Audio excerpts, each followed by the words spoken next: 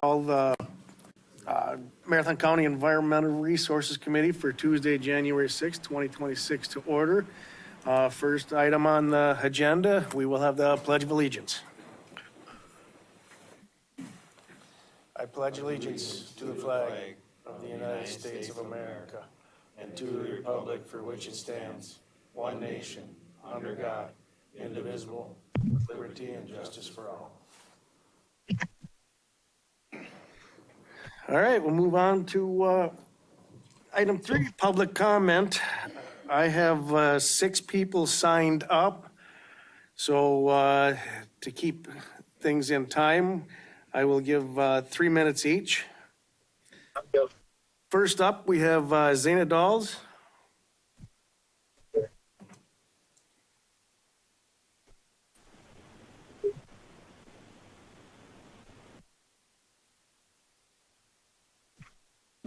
There we go. If you could Okay. please state your name and municipality, please. My name is Zena Doles in town of Gunther. We are here for item number 5A5, the Chapter 17 zoning amendment. This is the 3rd month that it's been on the agenda. We cooperated with the committee's request for further information from other rural towns. As of discussion yesterday, I was aware that there are 5 yeses, 2 noes, and 4 non-responses. They were given 60 days to respond and haven't. So I would ask the committee to please make some forward progress on the amendment as worded. And there were more for it than against, so please make a motion to pass. Okay. Next up, we have Dean Beck. Hi, Dean Beck, Town of Easton Chairman. I'm going to adjust the 3 items. I'm here to support the Charles Beck Land Division. We sent all the appropriate paperwork back. I don't believe there was any concerns. Second item would be C3, that resolution requesting Wisconsin Towns Association lobby for legislation to support local control for Wisconsin counties. That is in regard to wind and solar. I am in the heart of that because we have a large solar array trying to come in our town. And I would hope that this could be a bill that could get passed to give us some local control back. And I would look to the county to support us.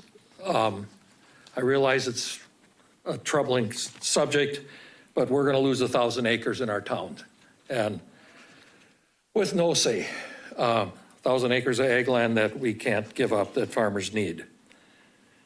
And the other item is 7A, animal waste ordinance. I've been here for this before. I was talking with them on it prior to the meeting, and I am still getting calls on the buffers and where the buffers are going to be in this ordinance. And I got people that are concerned they're going to lose a lot of cropland. So a clearer map of what these buffer zones are going to be. I don't think it's going to affect the east side as bad as the west side, because generally when you get near a creek in eastern Marathon County, you're not driving a tractor there. It's too wet already, but some clarification on that would be great. That's all I have. Thank you. Okay. Next up, calling in, we have Becky Tykrow.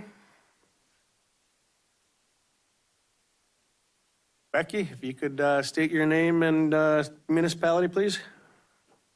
Can you hear me? Yeah, I Hi, can my hear you. name is Becky Picro. I'm from the town of Easton. I'm a resident in the town of Easton and a business holder. I'm calling in just, again, bringing to attention the same item as my chairman, Dean Beck, was discussing, item 5C3, just asking for Marathon County, asking for you guys, Environmental Resource Center, to the commission to move this to the full board for vote after you vote on it, requesting that today. Looking for more local authority. I'm so frustrated that 3 unelected officials from the Public Service Commission down in Madison, who know nothing about what's going on here in our little township and our county, they will never pass through here, and yet they have authority to make decisions for us. So I think this is a small start. I don't think it's going to be a dramatic, but I want to get the ball rolling. And so I'm asking you to vote on that item 5C3 and see if we can start to get a little bit of our local authority back. Thank you. Okay, next up, we have Jackie Dillinger. She's also calling in. Good afternoon, Jackie Dillinger, Town of Day. I'm just asking your support, just kind of mirroring what Becky just commented on, support of agenda item 5C3. I think it's probably Assembly Bill 7 and Senate Bill 3, giving us the more say as to what's being put into our township.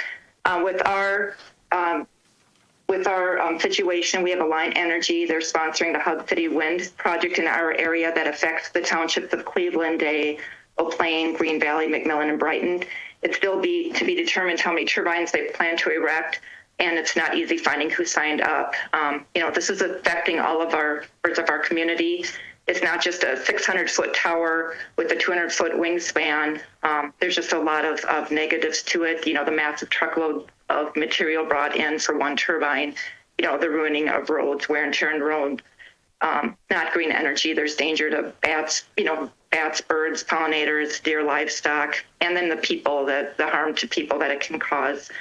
Also with our land values, it can decrease. Of course, our energy bills will increase, as we've been told by them. And then, there's just, a lot to say about it.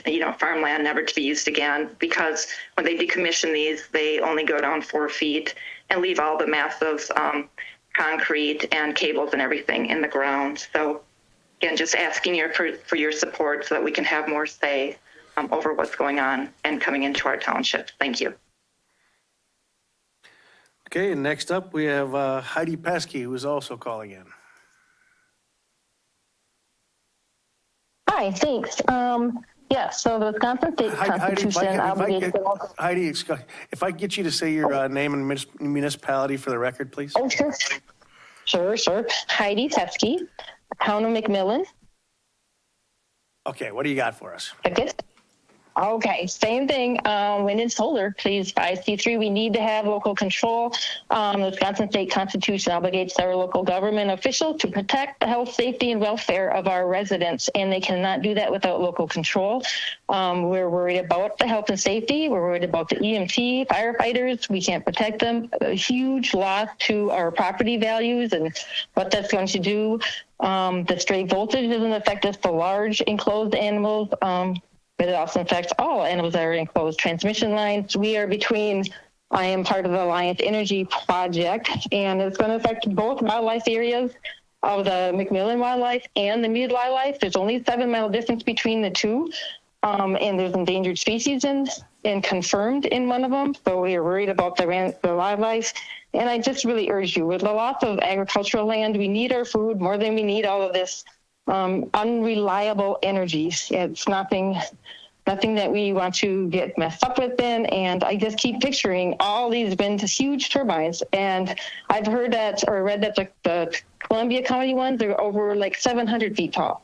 So who knows what they're going to be putting in? And I can't imagine them all the way from top of Rib Mountain, all the way going into down Highway 29 into like the Eau Claire area. They're just expanding all over. So I urge you, please represent us as a Marathon County and do something for local control. Thank you. Okay, lastly, we have Dave Swenson calling in. Dave, if you could give us your name and municipality, please, for the record. Hi, this is Dave Swenson. I'm a supervisor in McMillan Township. I'm representing 2,200 residents who live in our township. We have a great agricultural, urban, residential interface.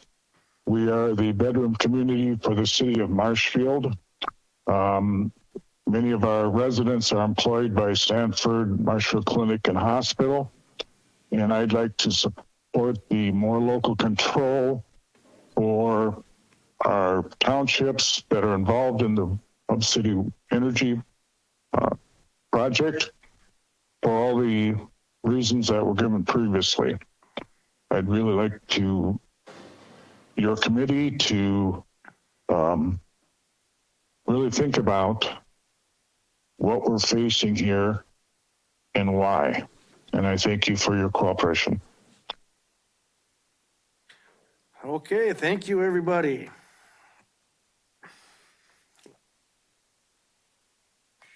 Now we can move on to item 4, approval of December 2nd, 2025 committee minutes. Supervisor Seifelt. With the motion to approve? Yep. Supervisor Drabeck with the second. Any comment? All in favor, say aye. Aye. Opposed? Okay, motion carries. We will move on to item 5, operational functions required by statute, ordinance, or resolution. I'm going to now open the public hearing. I'm going to ask everybody to please mute your phones. The Marathon County Environmental Resources Committee is now meeting in public hearing on the location, plan, specifications, and purpose of the following projects. Item 5A1, Tim Vreeland on behalf of Michael Garman, Farmland Preservation to Neighborhood Commercial, Town of Hull. 5A2, Tim Vreeland on behalf of Charles Beck, Low Density Residential and General Agriculture to Rural Residential in the Town of Easton. Item 5A3 has been pulled. Item 5A4, Scott R. Rudin and Patricia S. Rudin on behalf of Jessica L. Lindberg, Crystal K. Tavir, and Ashley T. Thielman, co-trustees of the Rudin Family Legacy Trust, General Agriculture to Rural Residential in the Town of Holton. And item 5A5, the petition of Shad Harvey, Marathon County Land Resources Manager, to repeal the existing Marathon County Chapter 17 zoning code in its entirety and replace it with the new Chapter 17 zoning code comprehensive revision. A copy of the proposed comprehensive revision is available on the Marathon County website for public review at www.marathoncounty.gov/services/zoning, or at the Marathon County Conservation Planning and Zoning Office located at 1100 Lakeview Drive, Suite 400, Wausau, Wisconsin, 54403. I would now like to introduce the members of the committee. I am Supervisor Mike Ritter. To my left is Supervisor Seifelt. Following that is Supervisor Randy DeBrew, Supervisor Alan Drabeck. We have Supervisor John Kroll, Supervisor Jerry Kurth, all in person and online calling in. We have Supervisor Jay Schoenborn and Supervisor Kim Ungerer. We also have our Farm Services representative, Tom Miller, that called in as well. I'd also like to introduce staff that are present. We have Lori Miskimmons, the Director of CPZ, Kirsty Heidenreich, County Conservationist, Shad Harvey, Land Resources Manager, Nicole Deloney, Office Manager, Garrett Poggle, Land Use Specialist, and Matt Repking, Conservation Analyst. The establishment of the ERC committee is required by law for purposes of administration of county ordinances and land conservation programs. The committee must follow state laws and local ordinances as written. The committee cannot change or ignore any part of the ordinances or state laws, but must apply laws as written. The purpose of this committee is to hear and decide on proposed ordinances and ordinance revisions, rezoning petitions, and provide direction on land conservation and planning programs. The ERC committee will give a full and fair hearing to anyone applying for a rezone petition. A tape recording is being made of the meeting, which will assist with preparation of written hearing minutes. The committee is interested in hearing all pertinent comments and questions. Each hearing will be opened by reading the public notice and allowing staff to present a staff report, including evidence from any on-site inspection. The applicant and anyone wishing to testify will be sworn in and allowed to give testimony. Witnesses will be called in order of those, first in favor, second opposed, and then third as interested may appear. The committee may ask questions of the zoning staff and applicant. It is necessary that we set a reasonable time limit on individual statements and on the overall length of the hearing. To promote orderly discussion, anyone wishing to present oral testimony or ask questions relating to the hearing should state your name, present your testimony or question so it becomes part of the official record. We request you avoid repetition. Once the committee has all the necessary facts, the chairman will close the hearing, allowing no further testimony. And the committee will deliberate and decide in front of the public whether the applicant has met the standards of the ordinance. No additional testimony from the public is allowed during the deliberation. However, the committee may question staff for purposes of clarification. After a decision is made, the committee will proceed to the next hearing. Many of the decisions made by the committee are a recommendation to the Marathon County Board of Supervisors, who will take up the matter at a future county board meeting. Contact staff for more information regarding this county board process. The committee will now hear the application of item 5A1, Tim Breland on behalf of Michael Garman, Farmland Preservation to Neighborhood Commercial, Town of Hull. Garrett, do you swear to tell the truth, the whole truth, and nothing but the truth? I do. Okay. All right, this is from Michael Garman, petition to rezone land, staff report January 6th, 2026 for the Environmental Resources Committee. The petitioner is Tim Breland, located at 6103 Dawn Street, Weston, Wisconsin, 54476. The property owner is Michael Garman, located at 222983 Chestnut Hill Lane, Colby, Wisconsin, 54421. Area proposed to be rezoned is located on the corner of Chestnut Hill Lane and County Road N. The petition of Tim Vreeland on behalf of Michael Garman to amend the General Code of Ordinance for Marathon County, Chapter 17 zoning code to rezone lands from FP Farmland Preservation to NC Neighborhood Commercial, described as all of Lot 1 of CSM 8443-33-11, and that part of the northwest quarter of Section 22, Township 28 North, Range 2 East, Town of Hull. Area to be rezoned neighborhood commercial is described as Lot 1 of the preliminary CSM, parent parcel numbers as listed. The Town of Hull Town Board met on November 11th, 2025. Marathon County Environmental Resources Committee is meeting today, January 6th, 2026 at 3 p.m. A legal advertisement was published in the Wausau Daily Herald. Notice of zoning change request was also sent by regular mail to adjacent property owners within 300 feet of the subject property. Staff recommendation, the rezone meets all the zoning district standards as it relates to size, frontage, access, and dimension. The rezone also appears to be consistent with the purpose and intent of the town's comprehensive plan and as indicated by a town resolution. Based on the information provided above, findings of fact, conclusions of law, and the town's recommendation, it appears the rezone request meets all the rezone criteria and standards for rezoning. Therefore, CPZ staff recommend that the Environmental Resources Committee recommend approval to the Marathon County Board of Supervisors.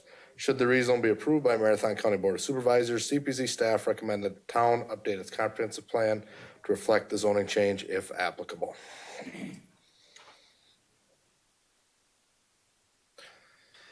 Okay, does anybody have any questions for Garrett? Any comments? Okay.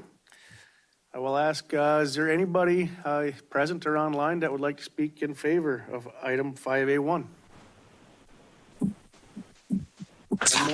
One more time. One more time, is there anybody online or in person that would like to speak in favor of item 5A1? Okay, is there anybody who would like to speak against item 5A1? One more time, is there anybody who would like to speak against item 5A1? I will call once. Is there anybody who would like to speak as interested for item 5A1? Seeing none, I'll declare this hearing closed and the committee will deliberate. Thoughts, comments, wishes? Supervisor Drabek. Thank you, Mr. Chair. I'd like to make a motion to approve the rezone of Michael Garman from farmland preservation to neighborhood commercial based on the findings of fact as presented by staff, conclusions of law, and the town's recommendation. Okay, Supervisor Drabek with the motion to approve, Supervisor Kurt with the second. Any further comment or questions? Okay, All in favor, say aye. Aye. Aye. Opposed? Motion carries. We'll move on to item 5A2. Tim Breland on behalf of Charles Beck, low-density residential and general agriculture to rural residential, Town of Easton. All right, this is for Charles Beck, petition to rezone land, staff report January 6, 2026 for the Environmental Resources Committee. The petitioner is Tim Vreeland at 6103 Dawn Street, Weston, Wisconsin, 54476. Property owner is Charles Beck at 238058 County Road Q, Anawa, Wisconsin, 54408. Area proposed to be rezoned is located south of the intersection of State Highway 52 and County Road Q. The petition of Tim Vreeland on behalf of Charles Beck to amend the General Code of Ordinance for Marathon County, Chapter 17 zoning code to rezone lands from LDR, low-density residential, and GA, general agriculture, to RR, rural residential, located in part of the southeast quarter of the fractional northeast quarter of Section 5, Township 29 North, Range 9 East, Town of Easton. Area being rezoned to RR, rural residential, is described as Lot 1 of the preliminary CSM, parent parcel numbers as listed. Town of Easton Town Board met on November 10th, 2025. Marathon County Environmental Resources Committee is meeting today, January 6th, 2026 at 3 p.m. A legal advertisement was published in the Wausau Daily Herald. Notice of the zoning change request was also sent by regular mail to adjacent property owners within 300 feet of the subject property. Staff recommendation, the rezone meets all the zoning district standards as it relates to size, frontage, access, and dimension. The rezone also appears to be consistent with the purpose and intent of the town's comprehensive plan and as indicated by the town resolution. Based on the information provided above, findings of fact, conclusions of law, and the town's recommendation, it appears the rezone request meets all the rezone criteria and standards for rezoning. Therefore, CPZ staff recommend that the Environmental Resources Committee recommend approval to the Marathon County Board of Supervisors. Should the rezone be approved by Marathon County Board of Supervisors, CPZ staff recommend that the town update its comprehensive plan to reflect the zoning change if applicable.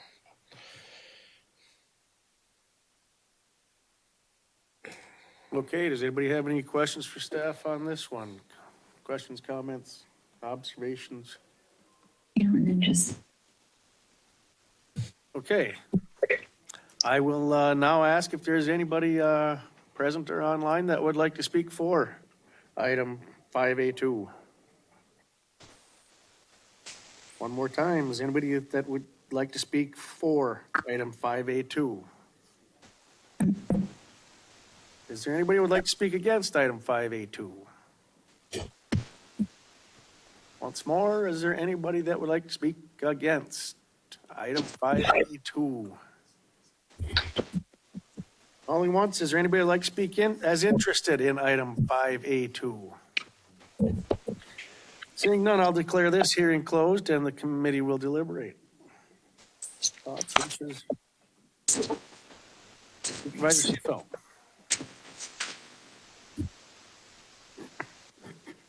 Thank you, Mr. Chair. I will make a motion on behalf of Charles Beck for LDR low-density residential to GA general ag to RR rural residential in the town of Easton and to pass the conclusions of law and forward it to the county board. Supervisor Seifelt with the motion to approve. Do I have a second?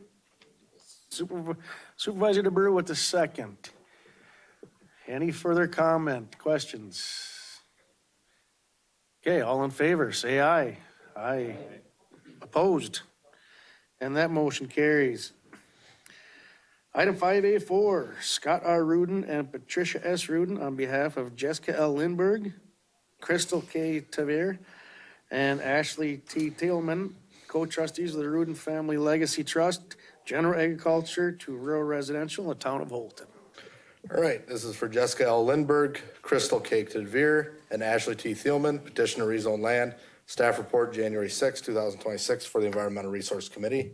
The petitioner is Scott R. Rudin and Patricia S. Rudin, located at 232956 Rosedale Ave, Abbotsford, Wisconsin, 54405. Property owners are Jessica L. Lindberg, Crystal K. Tavir, and Ashley T. Thielman, co-trustees of the Rudin Family Legacy Trust, located at 104805 Fence Road, Abbotsford, Wisconsin, 54405. Area proposed to be rezoned is located south of the intersection of Fence Road and Rosedale Ave.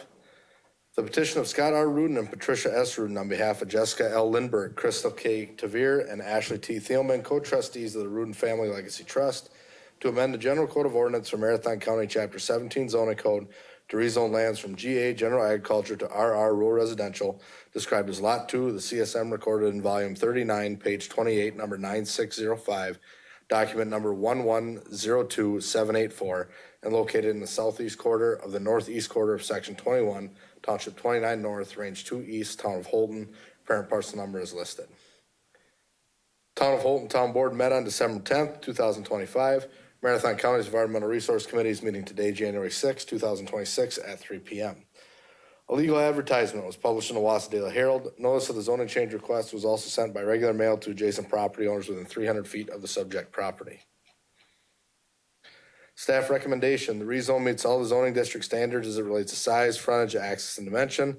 The rezone also appears to be consistent with the purpose and intent of the town's comprehensive plan and as indicated by a town resolution.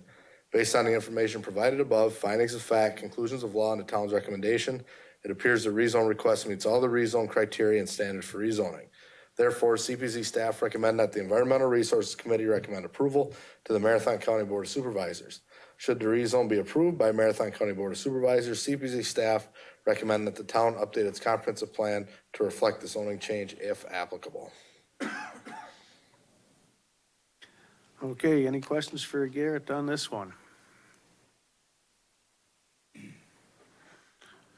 All right, I will ask, is there anybody that would like to speak in favor of item 5A4?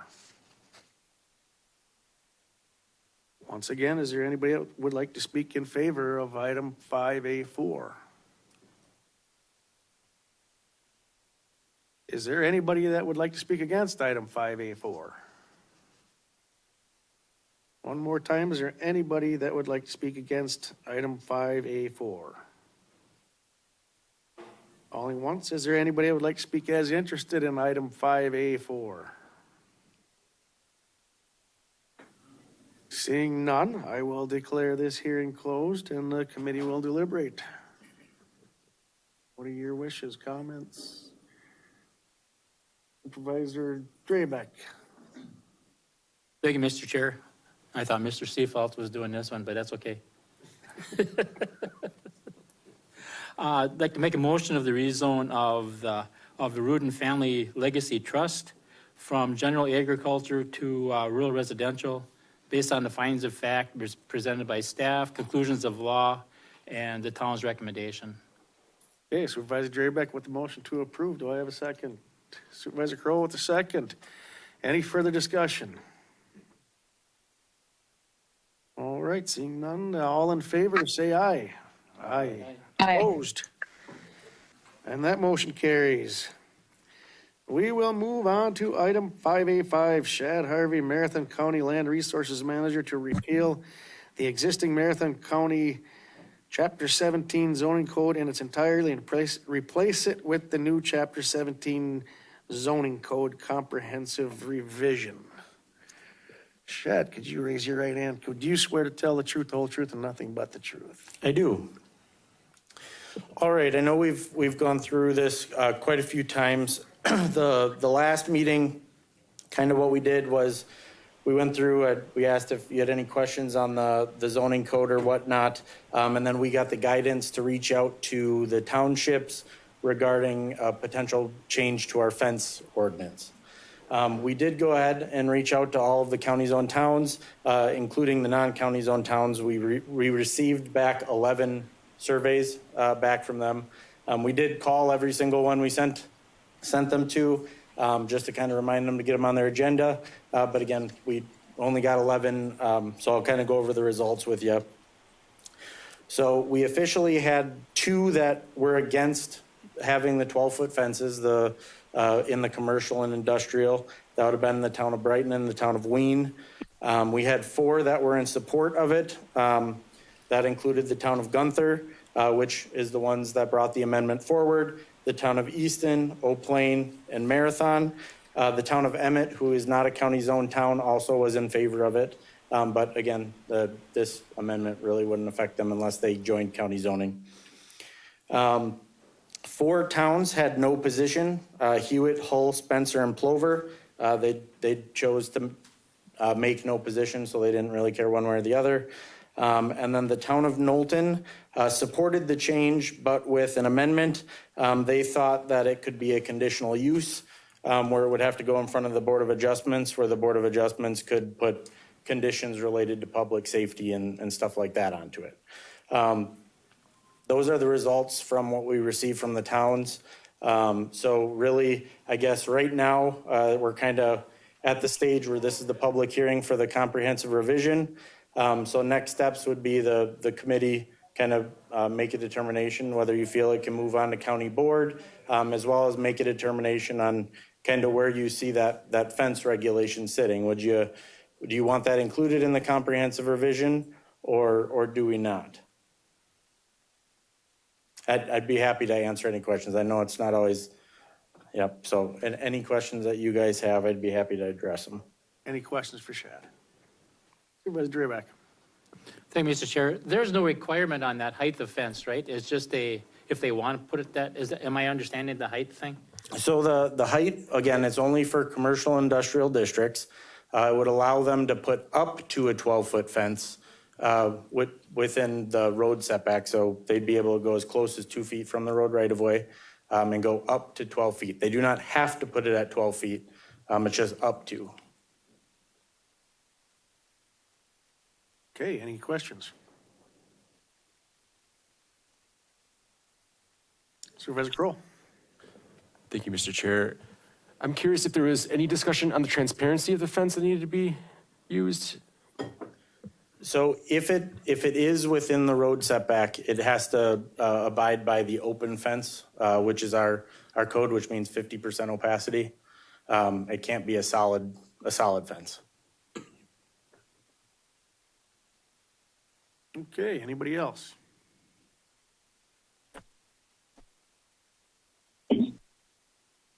Would anybody like to make a motion on this?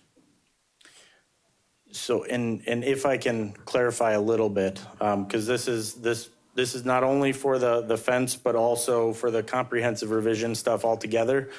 So if you are planning to include those revisions or not include them, I just ask that you make or put that in the motion as well, whether you're choosing to move forward the proposed plus the fence amendment or just the proposed as staff have on the form here. Because what we'll do is, depending on the committee's decision, if you choose to move forward the fence amendment along with the comprehensive revision, then we'll include that in when we send it to county board so they have it all lined up for them as well.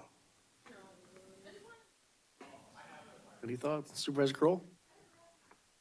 Thank you, Mr. Chair. I'm curious what the committee thinks about the proposed amendment that it has to go to the Board of Adjustments. Wanted to get some, I guess, discussion around that, if that's something you guys are thinking. So basically sending it to the Board of Adjustments would be for conditional use, where we could put conditions on it as a case by case.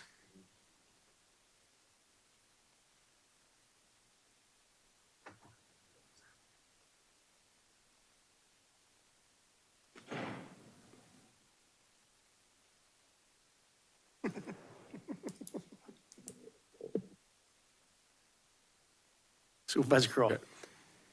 So I would like to make a motion with an amendment to the offense amendments that includes the entire code update. So I don't know how to, maybe we just break this up into the first section, which is I would approve a motion of the fence changes with the amendments that it goes to the Board of Adjustments first. Can we separate those amendments? So just to be clear, you're essentially saying that you're approving the changes as long as those changes, or it's a conditional use, not a permitted use, so they have to go in front of the Board of Adjustments to get approval for that. Correct. Okay, we have that motion to Supervisor Drabek. Just a question, what would be the cost of the Board of Adjustment for getting approval for that? But the fees just changed, so I'm just trying to remember. We'll pull it up one sec. It's either.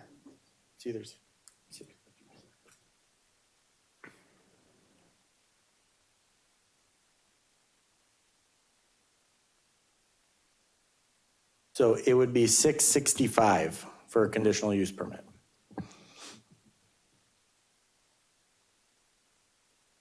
Okay, any other thoughts? Supervisor Drabek. Thank you, I'm trying to understand this. So that's not just for any fence, that's just for the real tall one? Am I understanding that right, or? Yeah, the conditional use permit would only apply to if you were gonna go over that 4 foot right now, which is the current. If you were gonna be within that road setback, if you wanted to go over the 4 feet, you'd have to go the conditional use process if we follow your motion. Thank you. Okay, any other thoughts? Anybody want to second the motion?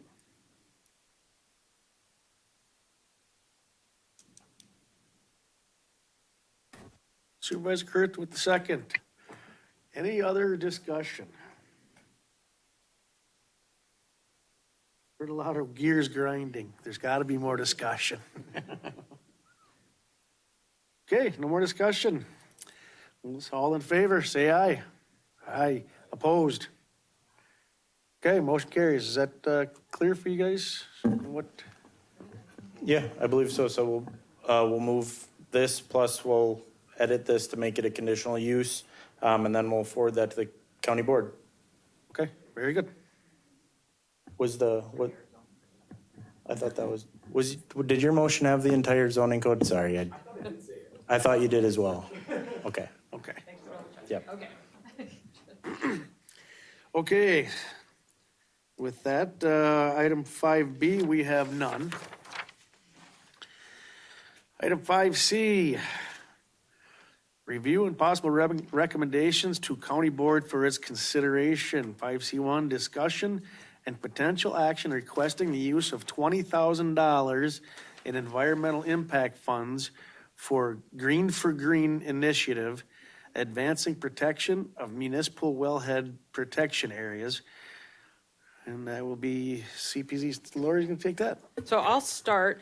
I could not remember how much discussion we had previously about the Environmental Impact Fund in this session of ERC, so I thought we would just start with a little bit of a refresher, and then my county conservationist, Kirsty, will come up and tell you what we're asking the ERC for approval of today. So just as a little bit of background, the Environmental Impact Fund came from the Marathon County an agreement with the American Transmission Company for construction of the Arrowhead Weston transmission line. In Wisconsin statute, it dictates that they give the county a one-time impact payment as well as annual impact payments over the life of the project. So back in 2006, we signed those agreements. We received the one-time payments. We are still receiving small amounts of annual payments. Those do decrease over the life of the project. So every year we get a little bit less money into that environmental impact fund.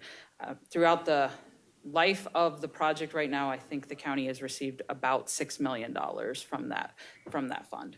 So state statute does provide guidance on how we can use the environmental impact funds. It does say that they need to be used for things like environmental programs, parks, wetlands, things like that. Those are the types of things in statute.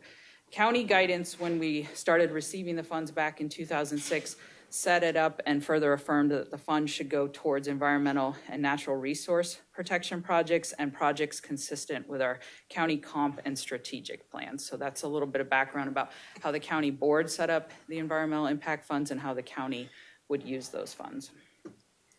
So from 2006 to, actually that should say to 2018, the county actually awarded about 30 plus projects with the environmental impact funds. This was done through a competitive process where they did go out to the communities and take applications, things like river cleanups, wetland restoration, bike and ped trails. Those were a couple of the different projects that got awarded between 2006 and 2018. And then in 2018, the county board stopped with that process and started, because the pot became much smaller, shall we say.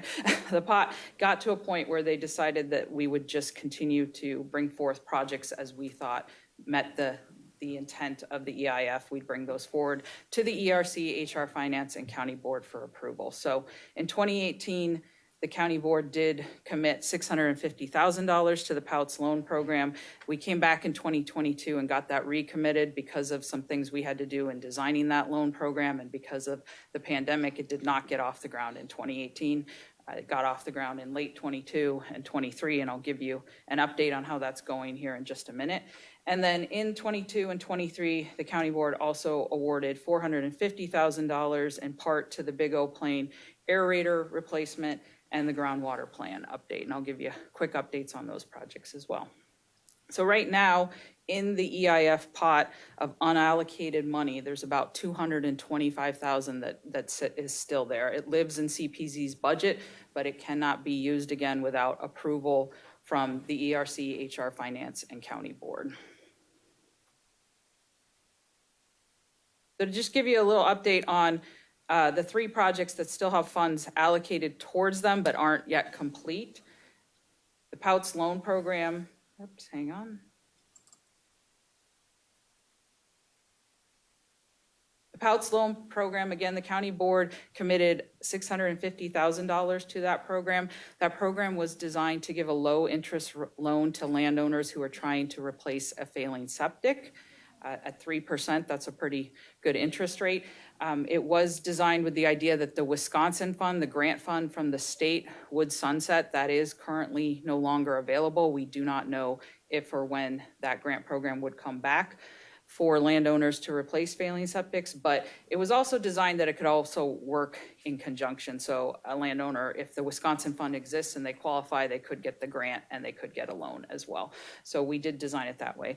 To date, we have received 30 applications for our POUTS loan program. 14 have been approved, 10 are in process, and 6 are either not complete or paused. So it's uncertain what's going to happen with those. And we have actually already had 1 loan that has fully repaid.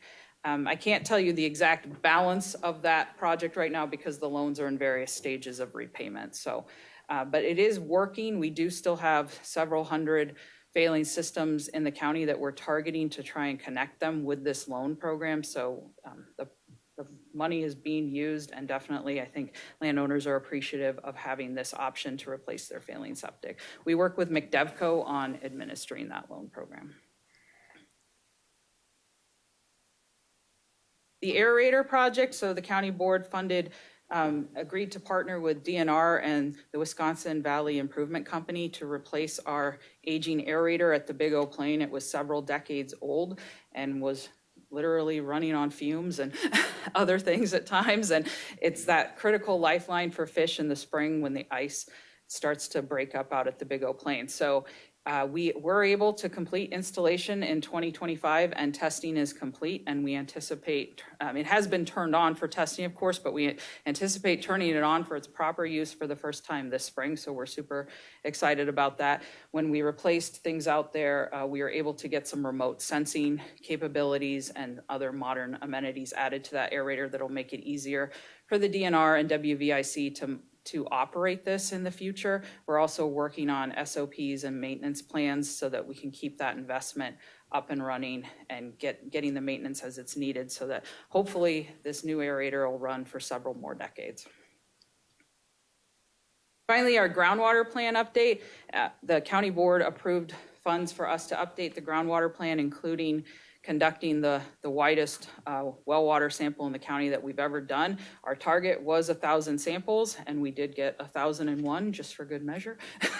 So got 1,001 samples. As you might recall, last spring, we had Kevin Masaryk from the Wheel Lab. He came up and presented some of the information that we were getting from those samples. We are still, the analysis was completed in 2025. Our draft report is at about 95% complete, and we anticipate bringing that full draft to you all in the near future.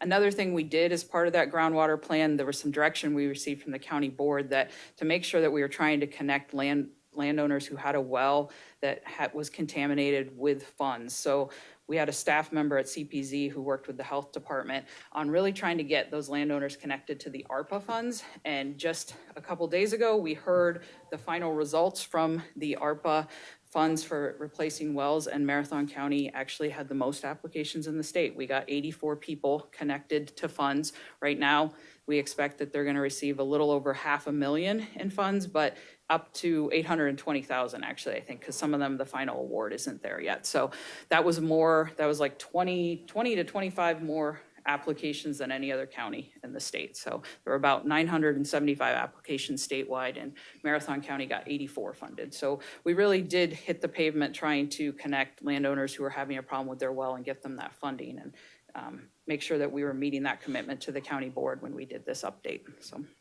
with that, I'm going to turn it over to Kirsty Heidenreich to talk about what we're asking for today in terms of an EIF request to allocate some of that 225,000 remaining funds to. Can I switch to PowerPoint here? I'm gonna go ahead and make the switch to PowerPoint. Just so it gets, oh, that's Lori's PowerPoint. There we go, just so it'll be a little bit bigger on your screens here. All right, and thank you, Director Ms. Gimmons, for touching base briefly on the ARPA well compensation funds. We were so excited earlier this week to receive the news from the DNR that Marathon County did receive the most funding in the state from the $5 million that was set aside to help with well remediation. We've already received about $550,000 from the state coming into Marathon County to help people with failing or contaminated wells. And when the rest of the applications are fully funded, like was stated, we'll be at almost $800,000 of funds. And a lot of that credit truthfully goes back to the Environmental Resources Committee, because it was you all 2 years ago that said, we feel it is valuable to start talking about groundwater and working on groundwater in Marathon County. Because up until a couple of years ago, there was really kind of this level of stagnancy in terms of following a groundwater plan, talking about groundwater efforts, doing some testing. The amount of education and outreach that has happened over the last 2 years, talking with people about how important it is to get their well water tested, has been unbelievable. So it's just great to kind of see that cultural shift in our county of so many folks recognizing it really is important to get my well water tested on a frequent basis. So, and we hear them telling their neighbors that, and the health department water lab is very busy, busier than they ever have been, because a lot of our residents are going in and bringing their water samples to get affordably tested through there. So that's so encouraging to see. And since we are a little bit competitive here in Marathon County, we love hearing that we were the top county in Wisconsin for securing those ARPA funds. We're real excited they're staying here in our county. So I want to talk to you about our Green for Green request. This is not the first time the ERC has heard about this. We talked with you all about this this fall as well. And so you've kind of had a precursor to it, but we're hoping that we'll receive some support today to continue this program moving forward. After I am done speaking here briefly, we also invited two of our wonderful partners here to talk with you very briefly for just a couple of minutes here today. We have the Wisconsin Rural Water Association and then the Wisconsin DNR Municipal Groundwater Program folks that are here to give you just a few little tidbits about some of the work that they do and some of the experiences they've had in Marathon County with municipal wellhead protection as well. So in Marathon County, we do have 35 wellhead protection areas. I remember at a previous meeting, one of you had asked how many of these are in the county, and we gave you our best guess, but now you have the real data. We have 35 areas, and after looking at land use maps for each of these wellhead areas, we have estimated that about 22 of these 35 areas do have potential for some type of land use conversion in those areas. That means they have areas within those wellhead areas surrounding a municipal well where there's likely room for improvements in the land use that could better protect that municipal water supply. So here is kind of a aerial map of where all these are located, just to give you a better picture. And then this is a photo without the land use in the background. You can kind of see where they're scattered at around the county. And we've talked about this example with you a time or two now, but at this point, this is one of the best examples in the state of Wisconsin that we have for how municipal wellhead protection has worked in a very simple, holistic, and common sense way that did eventually end up to be a win-win solution. So the Village of Athens, as we've talked about, they were struggling with increasing nitrates in their municipal water supply, which can lead to a great deal of health concerns, especially in women and children. And so they recognized that they had a problem they needed to address, and they were willing to think of an out-of-the-box solution. And so they signed a 5-year rental contract with the landowners that own the land surrounding their municipal wells. It worked out beautifully for that landowner because that landowner is now receiving even a little bit more in rental payments from the village than they were from the farm that was renting that acreage. And that rental contract says no nutrients can be applied to that acreage. So we're not having any more inputs getting down into the water supply near the municipal wells. So our department worked with the landowners and a few other partners, project partners, to convert 60 acres surrounding those municipal wells, 30 acres of them being a true prairie with prairie plants, and then the other 30 acres are a pasture where the landowner is going to lightly graze it with his beef herd. And we did this in May of 25, and we worked with Wisconsin Rural Water Association, the village, the farmer that was operating it, and then the landowner to get it done. Here's a reminder of where those 60 acres were converted.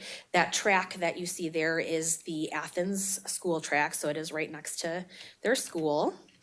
And you've all seen these pictures before, but we're going to try to get as much mileage out of them as we can because we love to see it. You can see the fields beforehand.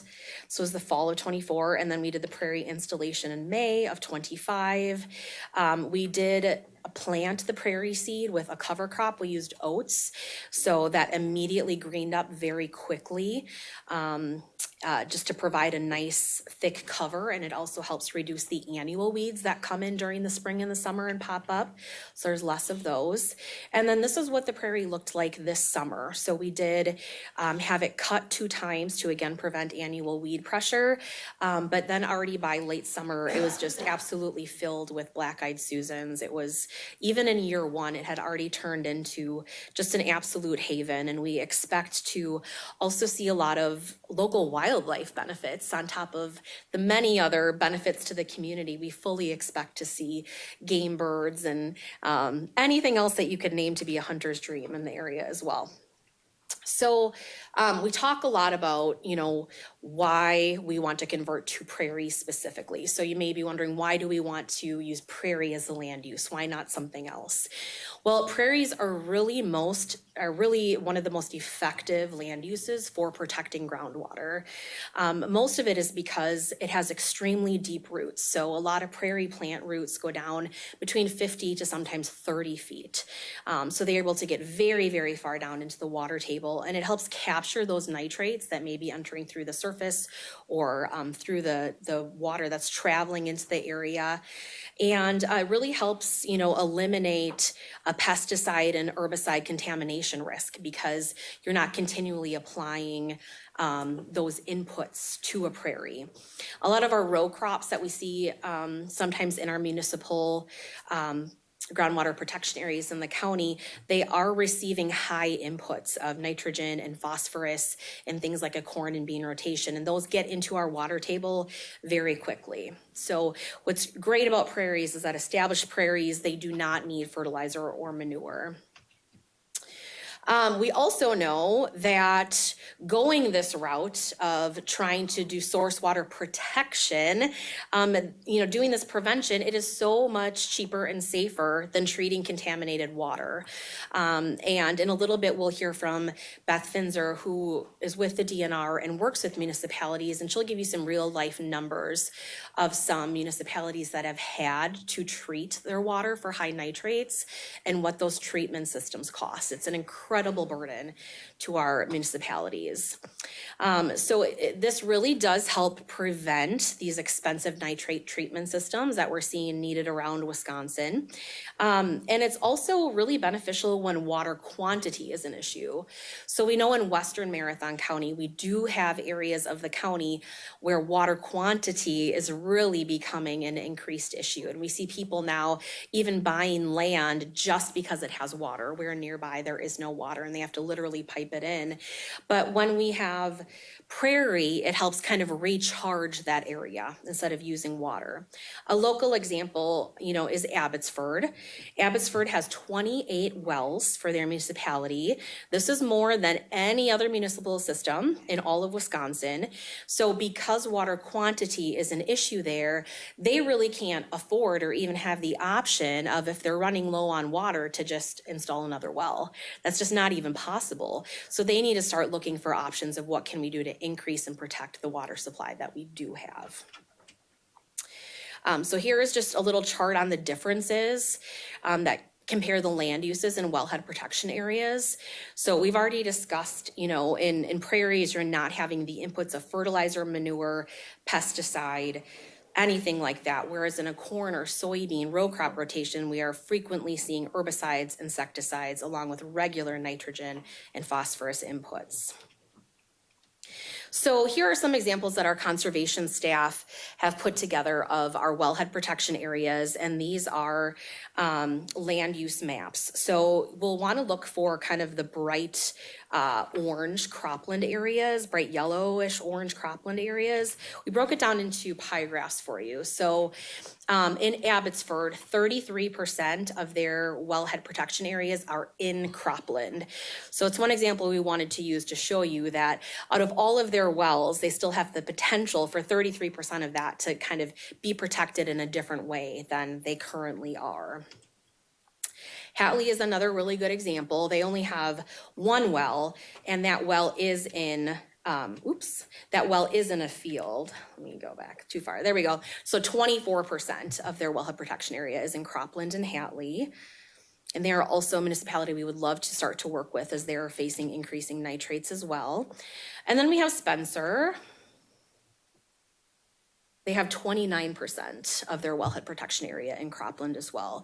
And with 35 wellhead protection areas, we didn't want to go through all of these examples with you, but these are some of the ones that really stand out to us as examples of people that we really have a desire to work with and connect with.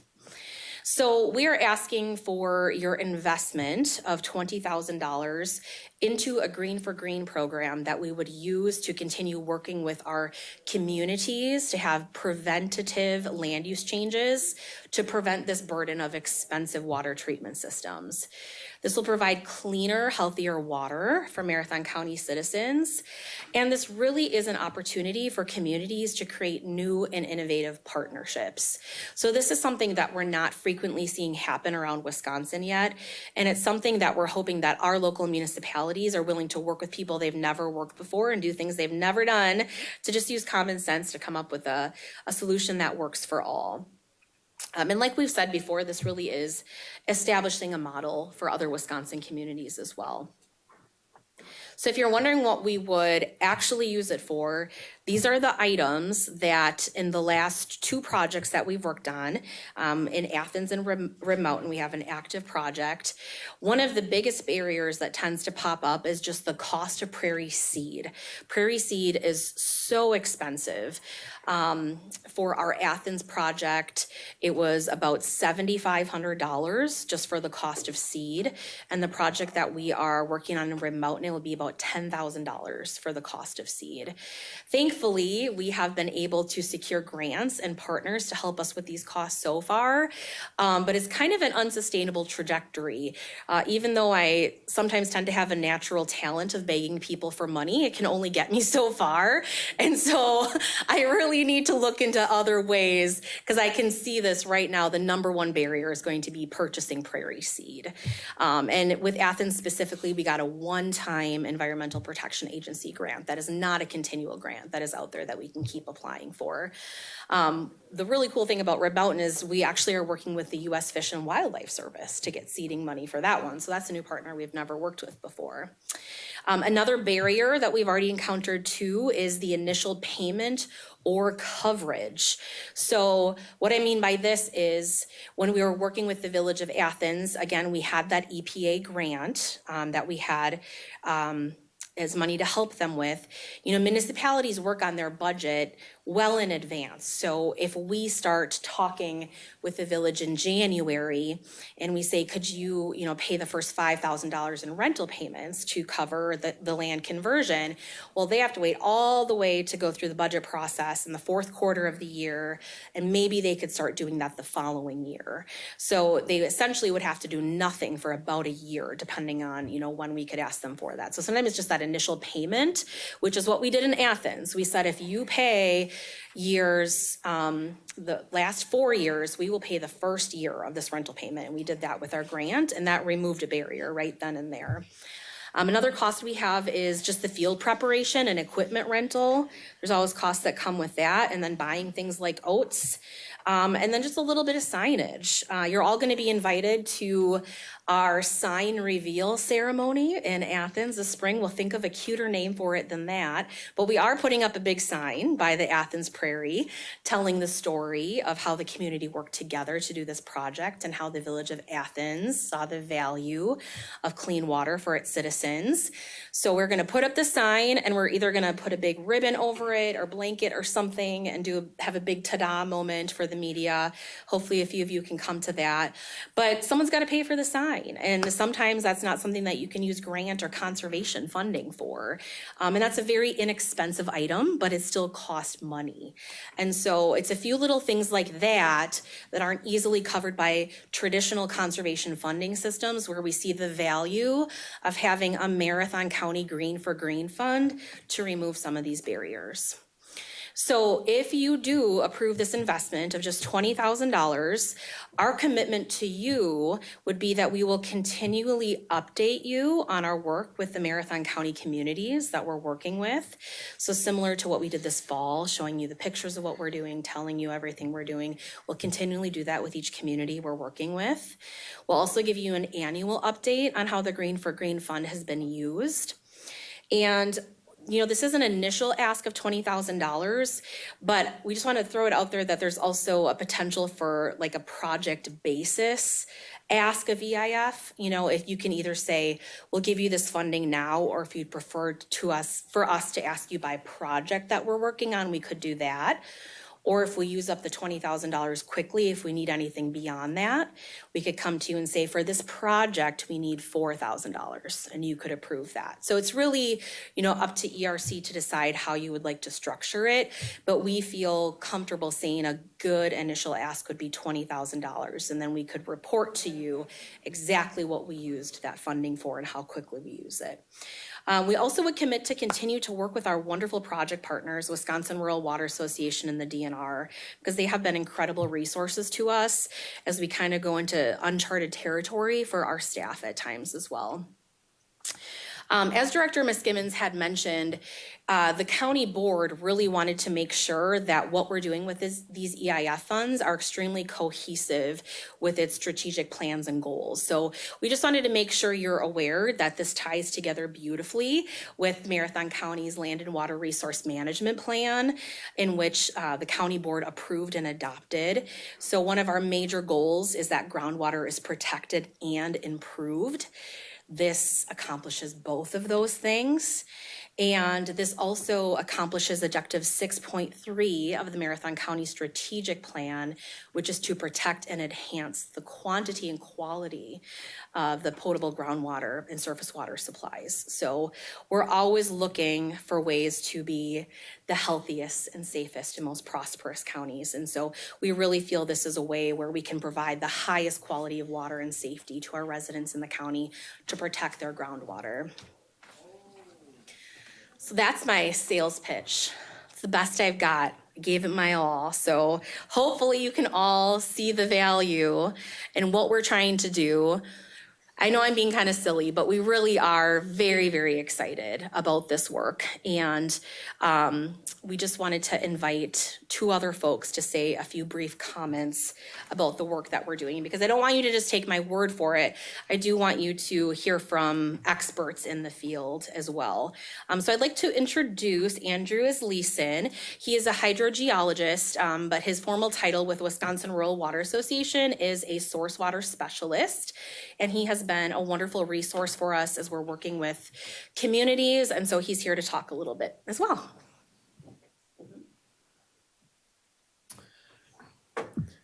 Yeah, thanks for having me. I'll just talk for a couple quick minutes just to introduce who I am, why I'm involved in the project, and then just give one super quick example of how kind of similar work is being used to protect drinking water in neighboring counties.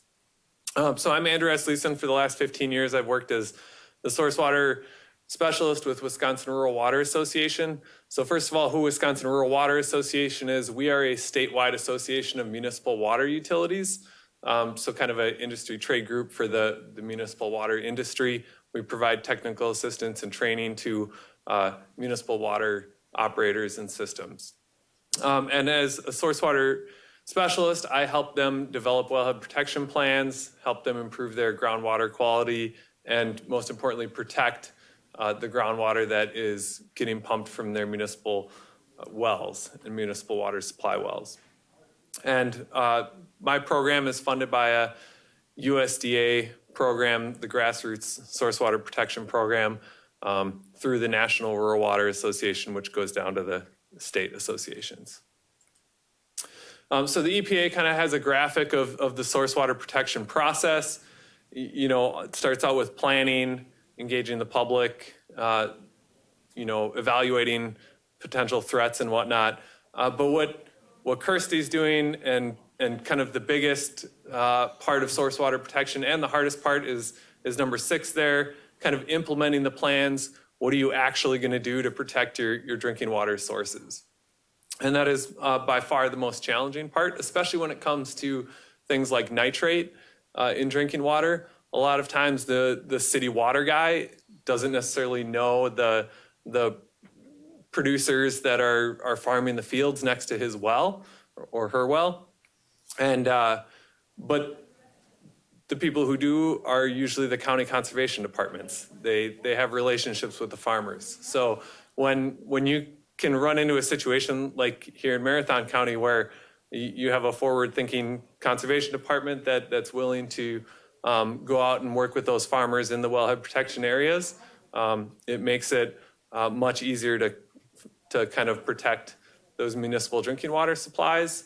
And then me as at Rural Water, I can kind of help try and get everybody together at the same table and help kind of facilitate those water operators who maybe don't know the county conservation department folks and the farmers and try and get everybody working together. So Kirsty had mentioned Abbotsford. They have 28 municipal wells. Some of those wells are in Marathon County. Some of them are in Clark County. The wells that we're going to talk about are on the Clark County side. Because they have 28 wells, a lot of their wells are pumped to kind of a common entry point where they're blended, and that's where they're tested to make sure it's safe for people to drink. And so they don't necessarily know the water quality each individual well. They just know that the water quality that they're sending to the system is safe. And so one of the entry points that collects water from several wells on the west side of town was showing a little bit of an increasing trend in nitrate. That we kind of had been looking through the DNR water quality data, looking for places with increasing nitrate trends that might be able to do some work to protect that drinking water supply. And Abbotsford was one that came up. And so we went and talked to the city and we said, it would be really helpful if we actually knew what the water quality was at each one of those individual wells. And they said, sure, we can sample all those wells individually. That's not a problem. So in October of 2020, they sampled each one of those wells individually. And 3 of them came up with nitrate levels above 5 milligrams per liter. So the drinking water standard for nitrate is 10 milligrams per liter. So these are all ones that are just over half of half of the way up to the standard. So the farthest well to the north, number 9, was at just over 9 milligrams per liter. Well 15, kind of in the middle of that field, was at 12 milligrams per liter. So if you were to pump that well to the system directly without blending it with lower nitrate water, it wouldn't be allowed to get pumped to the system. And then the farther south well, number 8, was at 5.6. So we said, okay, well, we've got these 3 wells that are high in nitrate, and they're surrounded by ag land. Well, let's figure out who owns that ag land. So kind of that yellow hashed field is the field we're looking at. It's about 17 acres, and it turns out it's owned by the school district. That's the school there just to the east of those fields. And so we went and talked to the school district, and this district administrator said, oh, well, yeah, that's our land. The ag teacher, rents it out. He kind of farms it. He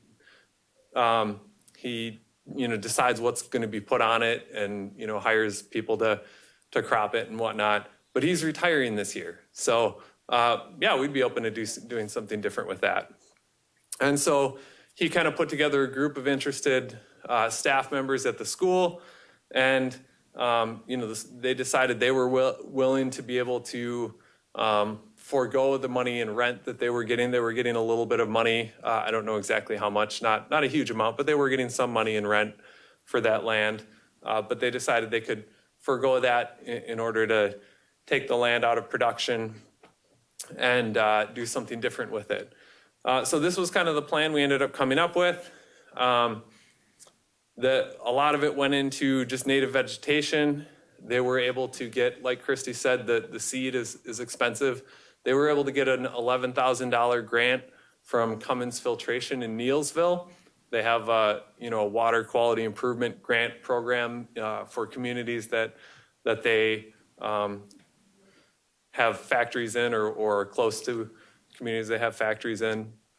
And so they put some of it into native vegetation. They worked with the DNR forester and decided to put some of it into bare root hardwood trees around the ball field. They did a buffer with larger ball and burlap trees.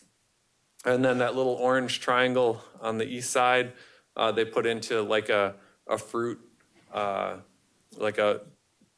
trees, so they could have an orchard and provide new learning opportunities for students. And then they also, the city was doing some road work, and they had some asphalt that they were going to have crushed up, so they brought that in and made a nice little walking trail all around the property to give the community and school access to the land. And here's just some pictures from the work. There's on the upper right, there's the school district administrator. He likes driving that tractor around, but they put in, that's the orchard, the fruit trees they put in. Down on the bottom are some of the larger ball and burlap trees.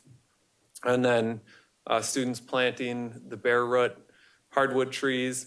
And then as part of this project, the DNR got interested and said, we'd like to put in some monitoring wells so we can kind of get some more refined data on the groundwater flow system and nitrate and whatnot. So there's just a couple pictures of the drillers putting those in, and the students coming out. They got to come out and kind of watch the drilling process.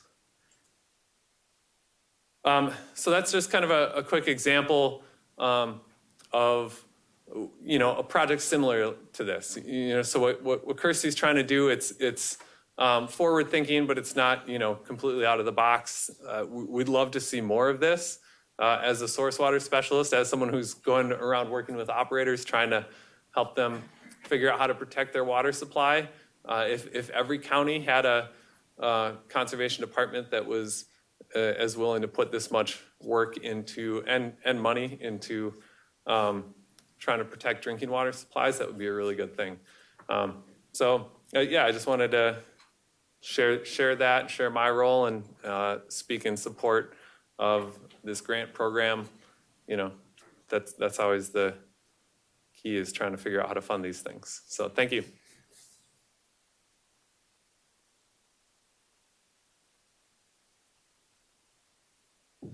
Okay, and then lastly, we do have Beth Finzer joining us virtually. So Beth, I'm hoping you can hear us okay, and I don't know if you would like to speak or if you'd like to go on camera, if you're on the WebEx. But Beth Finzer is with the DNR's municipal groundwater team. I'll let her kind of tell a little bit about herself and her official title. Can you hear us, Beth? Oh, is she still logged on? Yeah. If you're talking, Beth, we cannot hear you.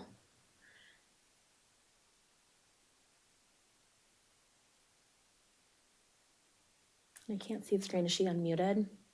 No. Okay. Oh, unfortunately, we can't hear you, Beth. I wonder if you try logging out and logging back in. Maybe in the meantime, we could always see too if there's any questions that any folks would have for a minute or two and see if maybe Beth can. Any questions while we wait? Supervisor DeBrew. Thank you, Chair. For the $20,000, how many wells do you think that would help take care of or help around the area of the wellheads? Hard to tell exactly, I'm sure, but. Right. I love that question, but it is very challenging to answer just because I am confident that we will continue to hustle as hard as we can to use outside funding sources like we've been able to do with Rib Mountain and Athens. And I think it also depends on the scale of the project. So when we looked at Hatley as an example, you know, that wellhead is in a very big crop field. I want to say it's like 45 acres, something like that. A project that big can get very expensive very quickly. There are some wellhead areas where we saw fields that were a couple little small fields that like felt a little bit more like low-hanging fruit to work in some of those areas too. So it would almost just depend on who would give us the green light to say, yes, we're ready to work and get this project done. But I feel comfortable saying, you know, a couple municipalities.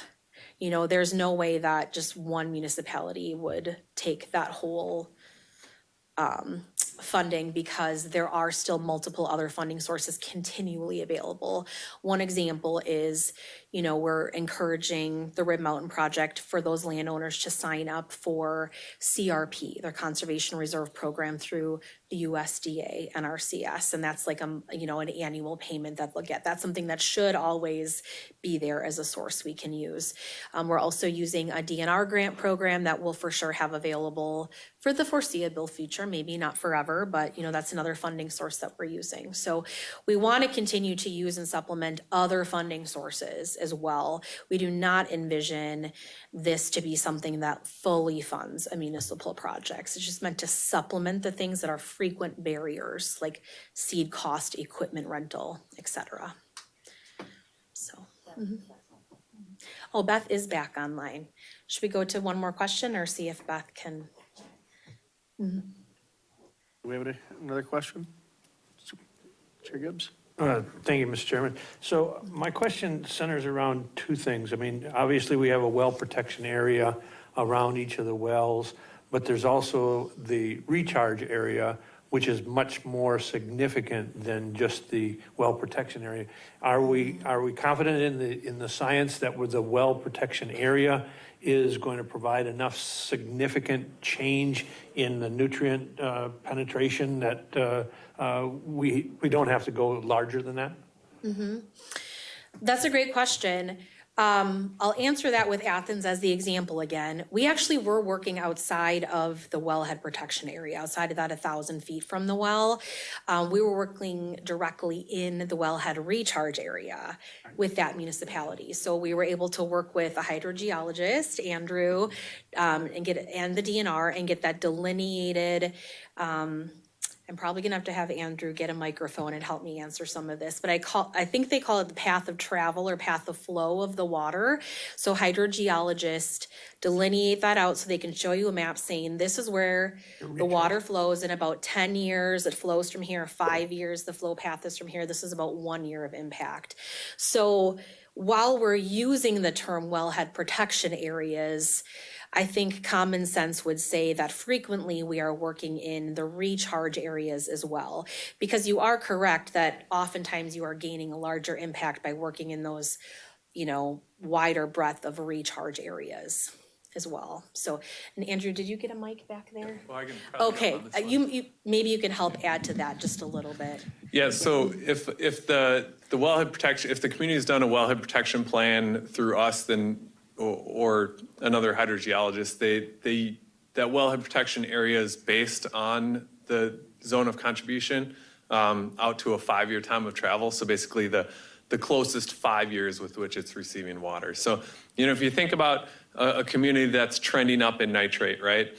If you can just get that, stop the inputs closest to the well, you're at least going to be able to reverse that trend. You might not make it go to 0, but at least if you can save it from going over 10 and having to be taken offline or install, treatment, that's kind of the goal. So usually if we can get, meaningful land use change done within that 5-year time of travel, we usually see positive water quality outcomes. So.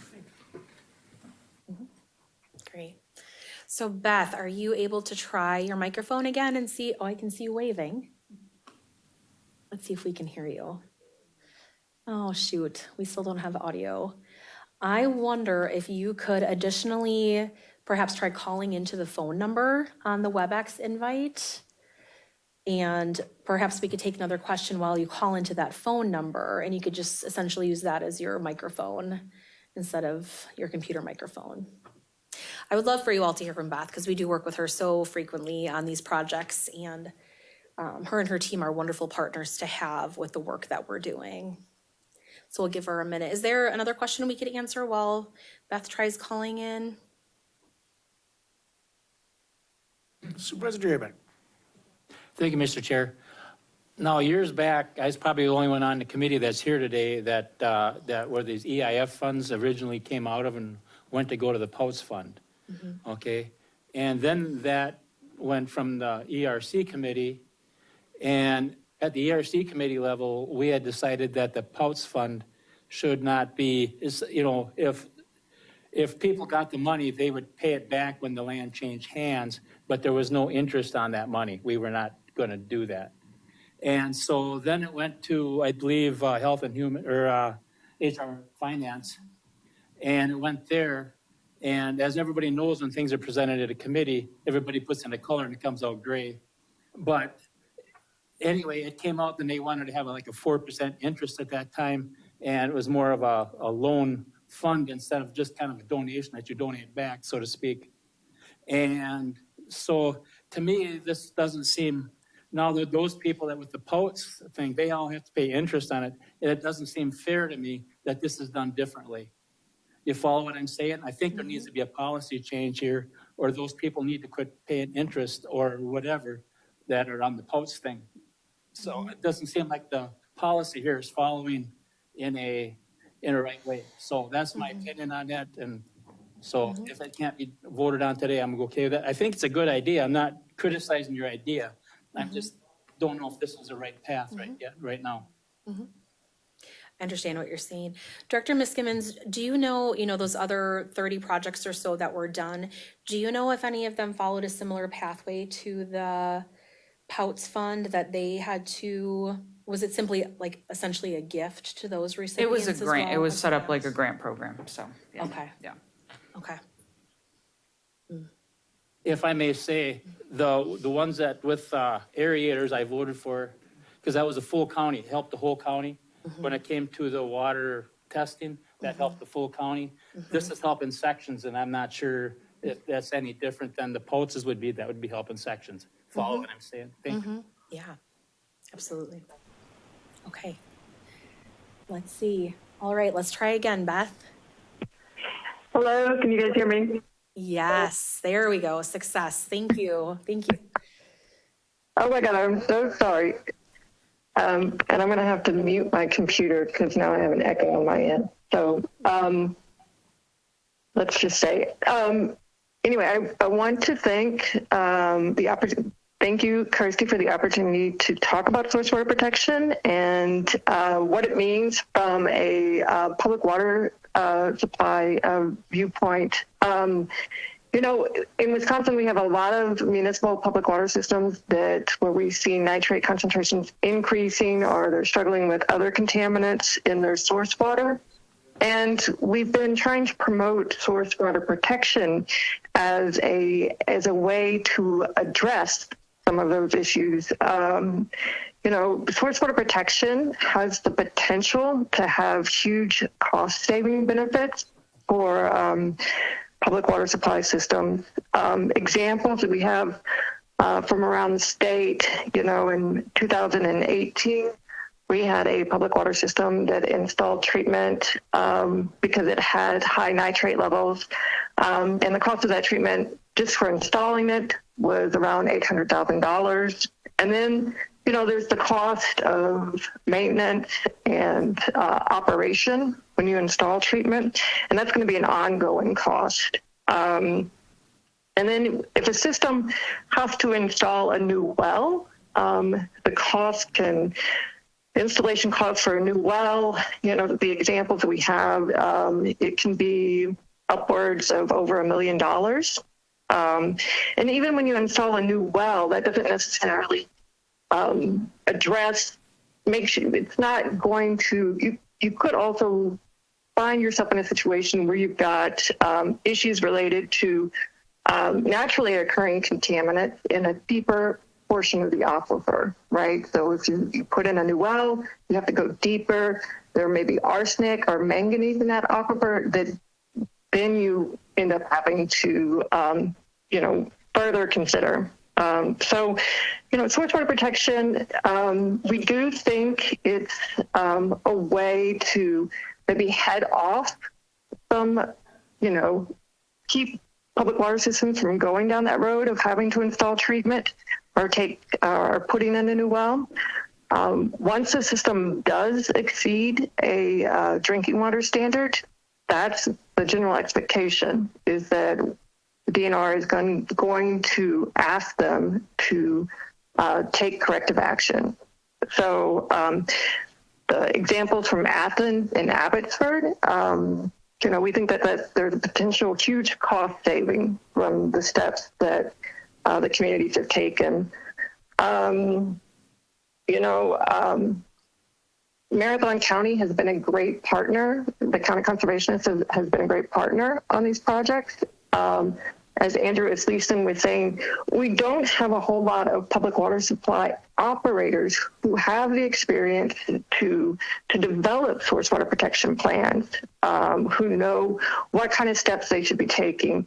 And they also don't have relationships with the landowners. And so the county conservationist is really and has played a really important role in helping operators kind of jump over that hoop.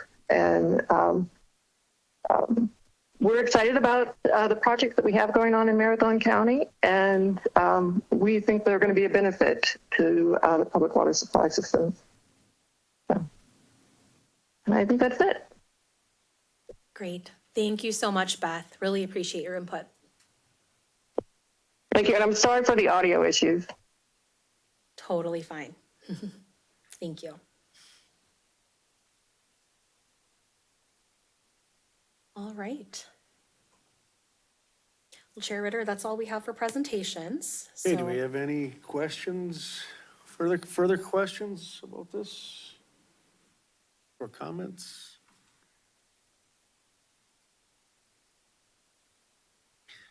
Would anybody care to make a motion on this?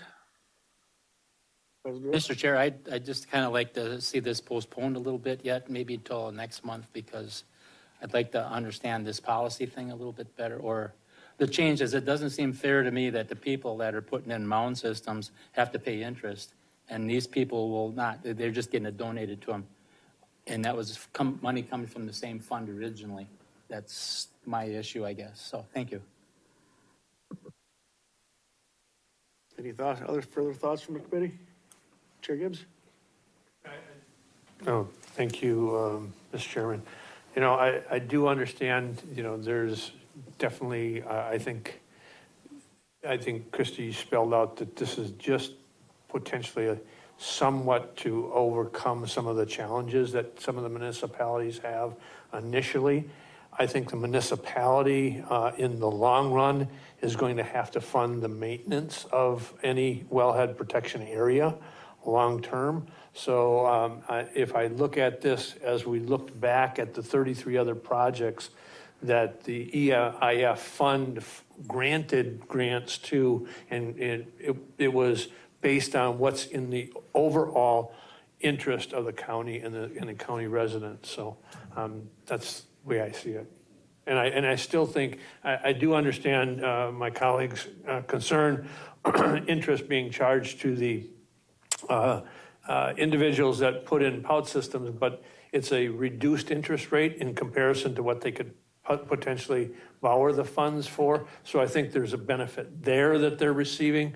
And the other thing is, if they're unable to pay it back initially, I think the opportunity is to hold off until the property is sold, and then it's paid back. Chair Ritter, I can add a little bit too to what Chair Gibbs is saying. Yeah, absolutely. So it was directed to be set up as a loan program, so that is why it was put in as a loan program with McDevco, and 3% was the direction to keep a standard flat interest rate across the board, regardless of the income of the landowner. A couple things, though, that were put in place for low-income landowners replacing their septics included longer payback schedules, or the ability to pay. They can pay what they can, so to speak. You know, they work that out with McDevco, but they come up with a payment schedule that works with their budget. They also, if they're in the lower income brackets, they're usually able to borrow up to 100% of what they need. And then they can also have opportunities to waive things like down payments if that was thought it would be necessary, things like that. They don't require a down payment, so.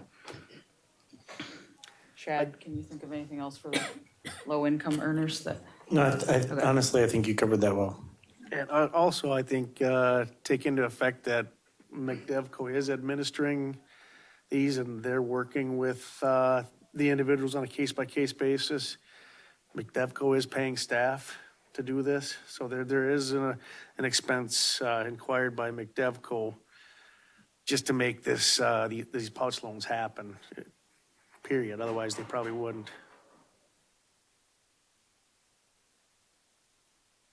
Any other comments?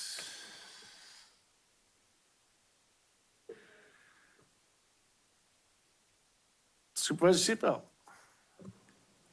Thank you, Mr. Chair. I am going to make a motion to support for the request of $20,000 for the Green on Green project for the wellheads. Okay, we have a motion to support. Do we have a second? Supervisor DeBrew with a second. Any further discussion? All right, seeing none, all in favor, say aye. Aye. Aye. Aye. Opposed? I guess that'd be me, no. No. Okay. Motion carries, but is not unanimous. Okay, so now we can move on to item 5C2, adoption of Marathon County Solid Waste Department Strategic Plan 2026 to 2030. Thank you, Mr. Chair. We have Director Dave Hagenbutcher. Yeah, I'll be brief. So I just want to run through a couple key items in here, some similarities, some differences. But first of all, I want to give a big thank you to our Solid Waste Management Board members. It's been probably the last 12 months that we've been chipping away at this, and also a huge thank you to Jeff Pritchard and our CPZ director, Lori Skimmons. Both of them have been a tremendous help and have made this process much easier than it otherwise would have been. So we continue to be the solid waste recycling resource management experts and providing our community with cost-effective, comprehensive waste management system for managing garbage and recycling that occurs on a daily basis all across our community. some key similarities to our previous 5-year strategic plan is that we continue to protect and enhance groundwater and air quality. That's what we do. That's why the landfills were designed, so that we can put garbage in a location and we can make sure that we can contain the fluids, get that dirty water out of there, get the gases out, and treat them before they can contaminate the environment. Another continuation that we're going to do is this transition to resource management, continuing to push education as it relates to recycling efforts, diversion, continuing to operate our hazardous waste collection program, the medication drop box programs all throughout the community, our sharps collection programs, all those things that are getting those materials where they need to be rather than ending up in the trash and ending up in our landfill. Something also that was important in our previous one that we carried on is building relationships with our haulers and our community leaders, our municipal leaders, our towns, our villages, our cities. But something we added in there was continuing to build good, strong relationships with our gas to energy partner, the folks who are turning the landfill gas into renewable natural gas. And also we want to build relationships with our partners with Portage and Shawano County, given our 30-year contractual regional solid waste agreement with them. And finally, continuing to maintain strong relationships with the township of Ringgold. Some key differences that you might see from our last strategic plan and going to this one is goal number 2, where we talk about economic opportunities and really looking at operational efficiencies. I think the key difference right now is we're really taking a look at the big picture and thinking long range, thinking long term. What do we need to be ready for in 15 years, 20 years?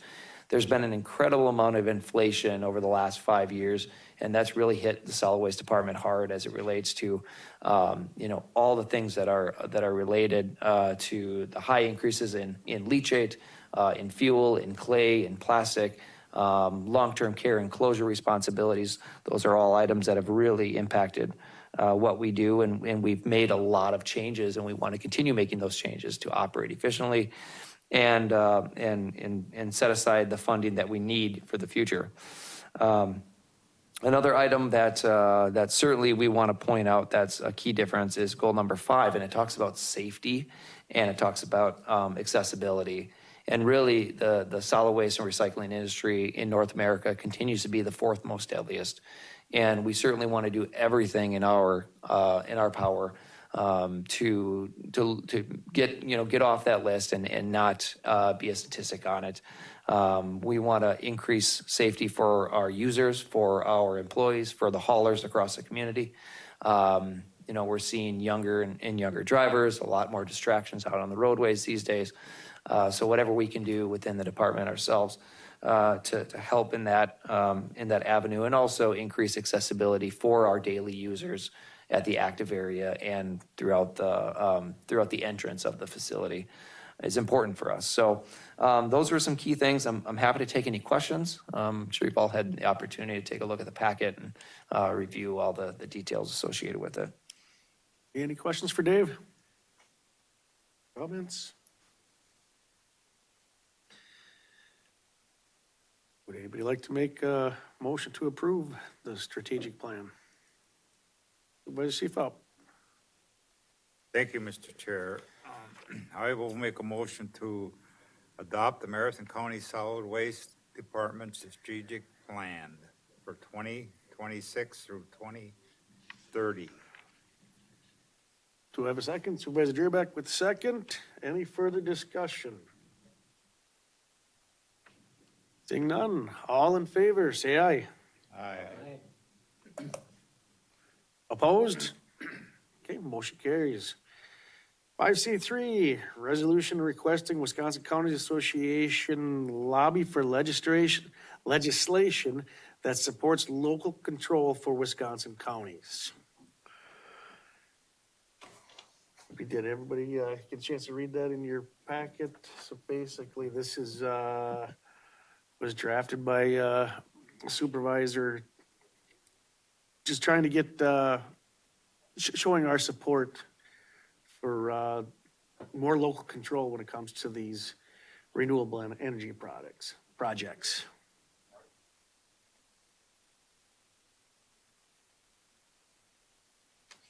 Is there anybody who would like to make a motion to approve and forward this to the county board? Supervisor Kroll? Questions? Thank you, Mr. Chair.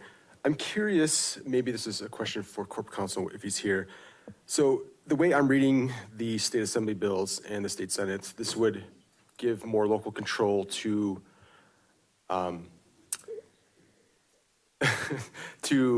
projects that have over 100 megawatts. So I'm curious how that lines up with the current situation if a project is already below 100 megawatts. So I wanted to get some sense on that interaction, or as it is now. Can you repeat, or did you hear it? Okay. Can you repeat the question? Sorry. Sorry. So, yeah, the way that I understand it, because the state controls or state regulates if a project is more than 100 megawatts, what is the process for a municipality? How are they involved if it's below 100? And how is the county involved? Yeah, so if it's below 100, it really depends on what the municipality has as an ordinance, because you are allowed to have an ordinance. If you don't have one, then they can still install the system or whatnot. We can only be as strict as PSC, so we can't have something that would prevent it. So PSC really gives us the guidelines to what we can even, the max we can require a company to do if they were to do this. So it's essentially a lot of the same rules that they have when they have 100 megawatts. It's just the counties enforce those. We are the siting authority. So like the certain setbacks would apply, the county would say, you have to have these setbacks, not the state. If it's over that 100 megawatts, the state essentially handles that. They look at and make sure that the company is meeting those same standards. Sorry if it was confusing. They're essentially under the same rules. It's just who's telling who what the rules are. If that makes sense.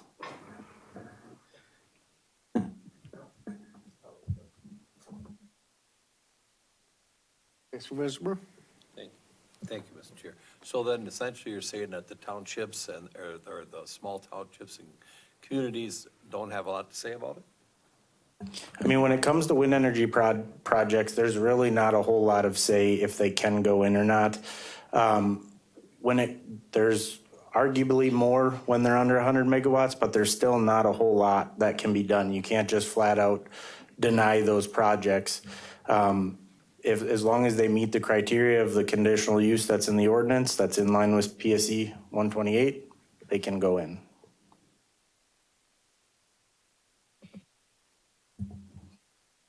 So now so if the state assembly and senate are already pursuing this, we're not asking of them, we're showing support to them in giving us more local control. So if the state is already working on this, I think as many counties as we can to get behind them might show and bring some of this control back down to the local level where I believe it belongs. Mr. Chair, it's Supervisor Lemmer. Supervisor Lemmer, go ahead. Thank you. I wonder, I don't know if the administrator is there or if Corp Counsel can explain the bill. I am definitely not skilled on reading bills, but the way I read it, it does seem to give power to a specific municipality or, a town or a village to veto a project going through. Am I reading that correctly? This is Lance, and I'll defer largely to Shad, but it's in the packet beginning on page 419 is actually the Assembly Bill 2025 Assembly Bill 7. And the couple points that I'd make on it, I think your general characterization is accurate. Municipalities under the bill, as is in your packet, is defined as a city, village, or town. So it would return to the city, village, or town the ability in a project where the Public Service Commission is ultimately vested by statute with the siting authority that Shad referenced. It would empower the municipality to nevertheless, despite the fact that the PSC is involved in that siting, have the authority to either approve or reject the project in total.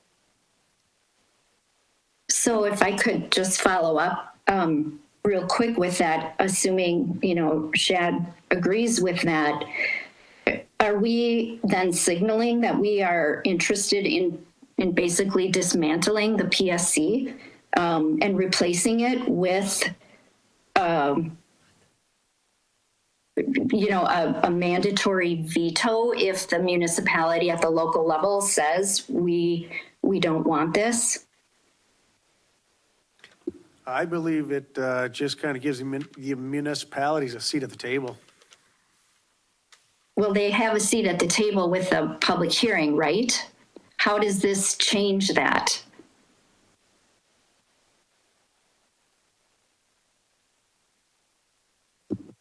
Chair Ritter. Yeah, go ahead, Corp Counsel. Yes, Brian Desmond here, Corp Counsel. As to your first question, I think the PSC has a lot of functions that are beyond the approval of solar and wind projects. So I think that this doesn't really, I guess, for the county to say that we're trying to dismantle the PSC at this point. All it really does is give the municipalities the ability to, I guess, shut down a project if they don't want it in their town or village or city. So that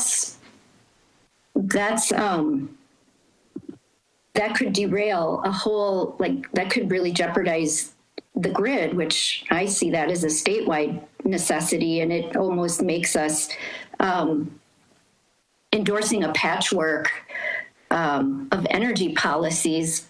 So I guess I'd wonder about that. But I guess if that's the case, how does this impact the county, especially our utility aids? I'm not 100% sure how utility aids are figured out. Have we done projections to find out what we might be losing and what specific municipalities might be losing if this project is vetoed at that municipal level? And then what does that mean for our county budget? This is Administrator Leonard, if I may, Mr. Chair. Thank you. With respect to how projects of this nature impact the county budget, you are correct in that it would impact utility aids. Utility aids received through the state are an ad valorem payment. That is, they're based on the value, and in this case, the megawatt generation of the energy facility. So the Weston plant generates utility aid. To your second question, have we done projections on any of the potential projects? I have not. At this point, the county doesn't have a direct role, whether it's through the PSC. We don't have a direct role through the PSC siting project process for a project over 100 megawatts. So I've not been a proponent in the past of forecasting what might come to pass for utility aids, and instead just try to keep abreast of what is actually coming through. But the short answer, if a project of this nature would be constructed in Marathon County, either a solar or wind project, my understanding is that we would receive an ad valorem payment in the form of a utility aid. Okay, and then just one more thing on the resolution itself. I feel like the wording is pretty broad, especially the last phrase that says, and any other legislation that would enhance counties' authority to make decisions in the best interest of their communities. Again, this doesn't give the county any power power, if you will. It gives municipalities and villages and towns power. But I do wonder if this impacts things. Does it make other things fair game? You know, like zoning or licensing, I don't know, shoreline protection, water, whatever. With that wording in there, I feel like maybe that's should be struck.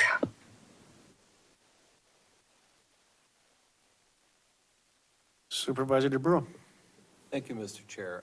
I think the municipalities and the villages and the townships should have a lot to say about this because they're the people that are going to live with it. I live in the city, so it don't affect my yard or in my area. But I certainly think they should have some input in it because that's who it's going to affect.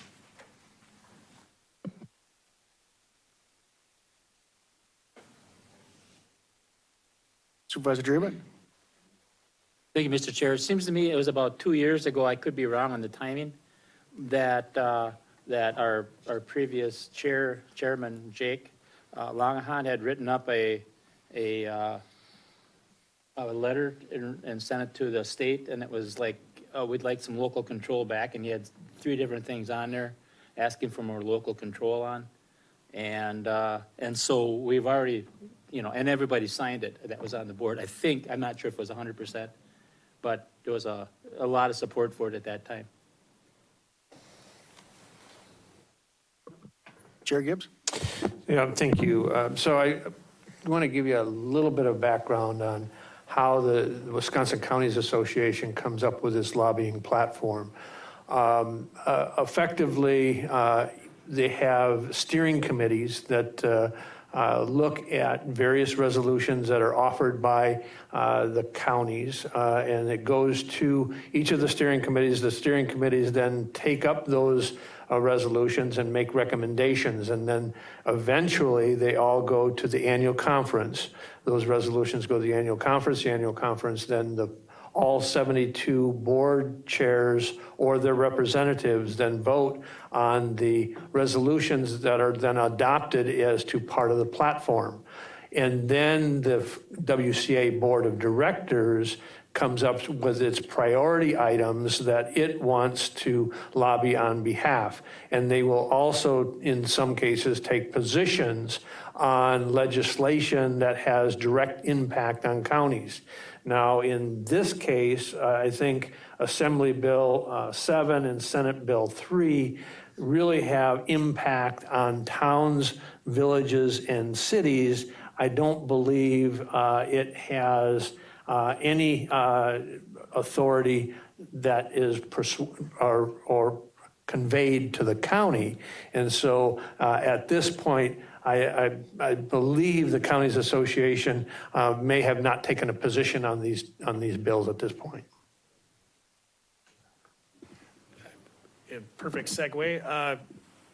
I did reach out anticipating that someone might ask that question to the Counties Association to inquire whether or not it had taken a position with respect to Assembly Bill 7 and Senate Bill 3, and whether or not any other county had requested such a position. And I had the opportunity to speak with the Counties Association lobbyist and was informed that at this point, the Counties Association has not taken a position on either piece of legislation and that they have not received a request from any county to do so.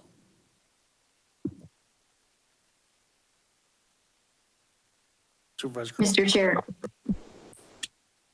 Supervisor Kroll, then Supervisor Lammer. Thank you, Mr. Chair. So I've spent my entire professional career helping homeowners and businesses save money on their energy. It's been a lot of work. And every time I go in there and help them, there's one thing that always comes up. They have their bills reduced for a little bit, but then the cost of energy keeps increasing on them. They can't keep up with it. And one of the barriers to this is that we don't have enough energy. We just don't. And in today's world, the actual cheapest way to produce energy is through either solar or wind. That's just how it is. It is cheaper to build right now. It may not be as reliable. It may not be as visually friendly, but it is the most affordable right now. So I am all in favor of a local municipality having some form of say. That is their right. They need to have that say. But there is a difference between support and control. In this case, I think a local municipality needs to have the support from its community members, and they provide that feedback to the PSC at the public hearing, and then that project can be admented in the specific way based on the feedback from all of our users or all of our citizens. So the other thing is that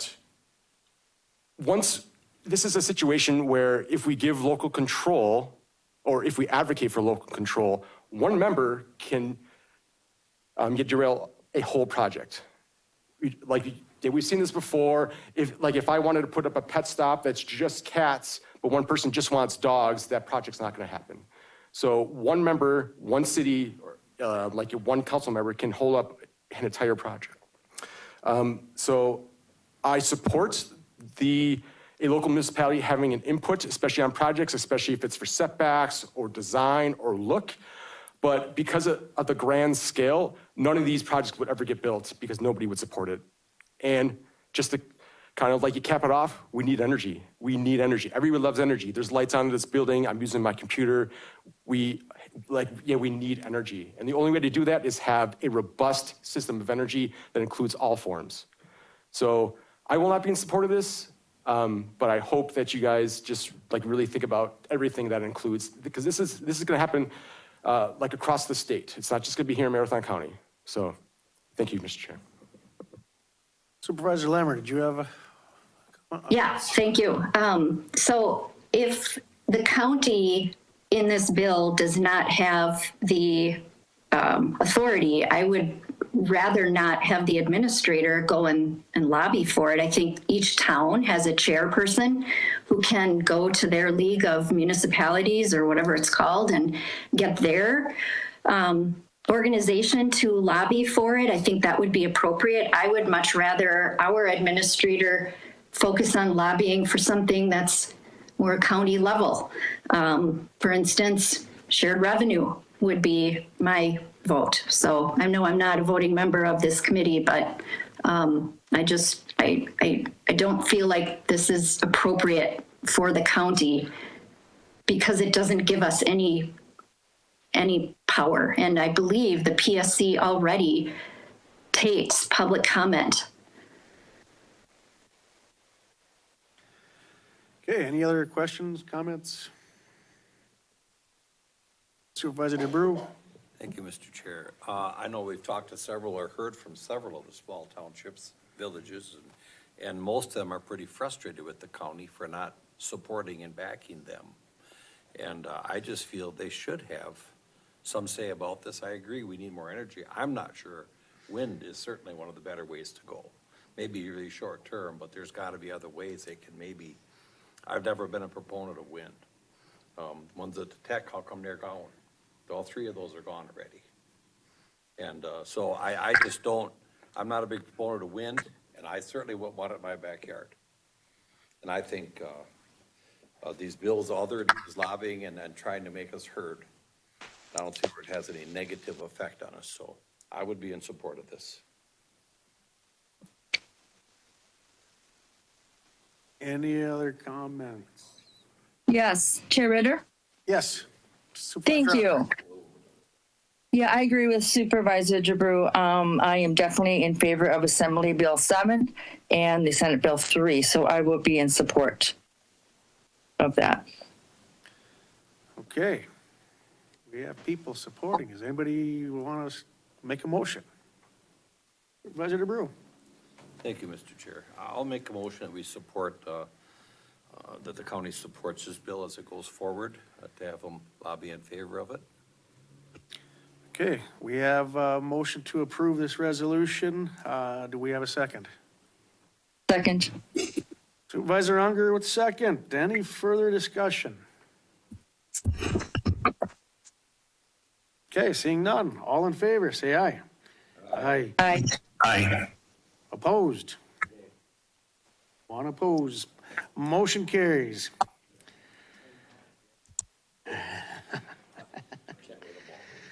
Okay. We have none for item 5D.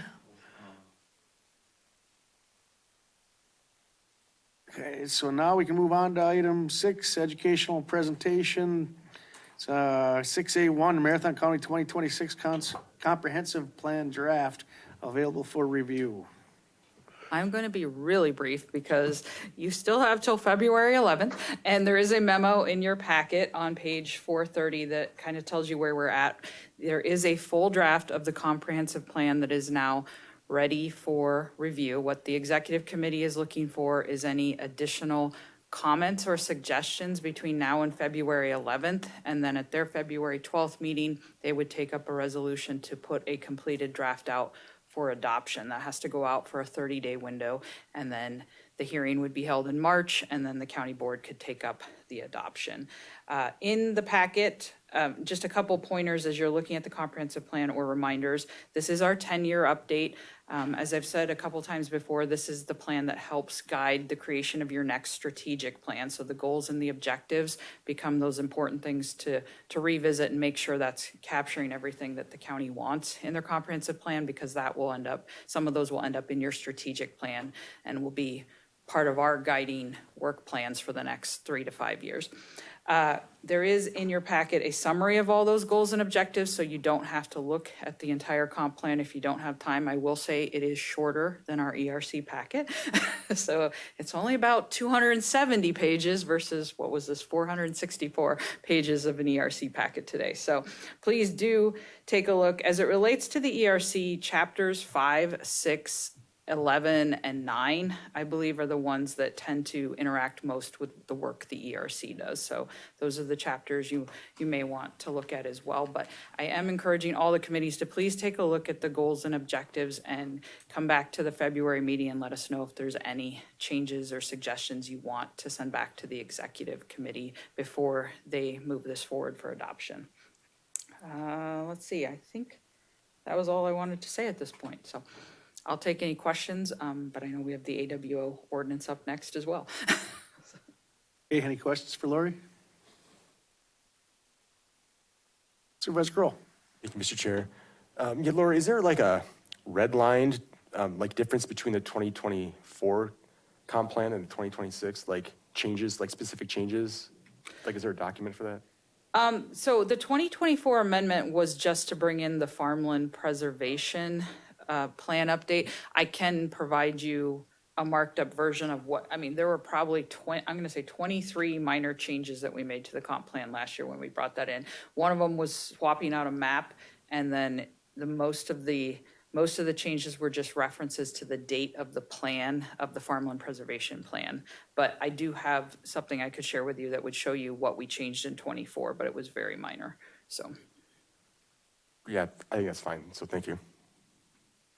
This is much more, this incorporates a lot more changes in terms of just getting updated plans, data, all those things, so.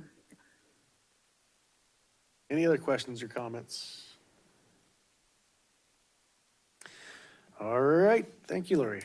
We will move on to item 7A, discussion and potential action to move draft chapter 11.02 animal waste and cropland management ordinance amendments to state for local review.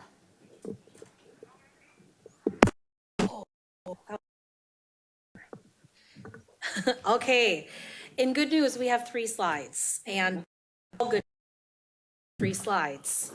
So we'll end on a positive note here, hopefully. So to recap last month, we asked for kind of a pause on our request to the ERC to go ahead and send our draft ordinance to the state. The reason we had asked for that pause was because we just earlier that morning were in communications with DATCP, the State Department of Ag, in which they provided us with some potential complexities to some of what we had tied into the buffer section of the ordinance. We had communicated to you at that meeting that we really need to connect with our corporation counsel and our outside legal counsel to get some advice on what we were hearing from DATCP. step.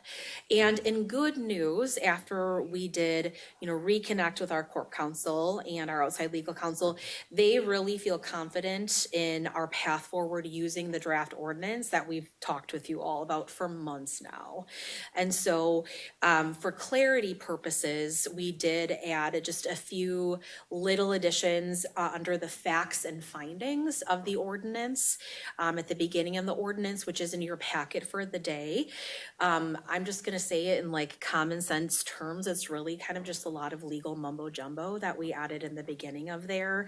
We did not change the buffer section at all. Not a single word changed. Do you have a more technical term than legal mumbo jumbo at the beginning? Just the procedural parts for the findings and declaration of policy. That's all it is. And then we added two other points were added in the definitions, and that was just that DACAP's request one was for a definition of a type of buffer, and the other one was for just a field edge definition for standards through NRCS. So like Kirsty said, nothing actually within the buffer language that we worked with our group on changed at all. It's the same as what it was. Yeah. So thank you for adding those technical points, Matt. I appreciate it. You can tell we've been here for a couple hours because I'm telling you it's a bunch of legal mumbo jumbo that doesn't really matter. So I apologize for that. But that is good news that we did not change the substance or really anything within the ordinance, and that we have two attorneys saying they feel confident submitting this draft to the state for approval. And so just for clarity as well, in enforcement cases, which we, would not anticipate needing that to be frequent. We just have it maybe a few times a year we have to engage in similar enforcement. State statutes would require us to follow a similar pathway to how we enforce nutrient management right now. So we've talked about this over the past year or so, that state statutes say that if you are telling someone they have to get a first-time nutrient management plan, we have to offer cost share. If we were doing an enforcement scenario with the buffer, we would follow that same process that we currently do for nutrient management right now. And we do have cost sharing to do that as well. So that's the best analogy we can come up with, and we went through that with the attorneys, and everyone feels good about that. So feel free to review what's in your packet, but just know that really, almost nothing changed there. Also, I do want to just address, the public comments a little bit about, the buffers, some questions about the buffers. Concerns about potentially large amounts of cropland being used up with the 35-foot buffer. We do have the statistics on that. I don't know if we shared that with the committee yet, but it would be about 3,800 acres of buffers out of 306,000 cropland acres in Marathon County. So that would be 1.3% of our current cropland acres would be converted to a buffer in our riparian areas, or the areas along streams.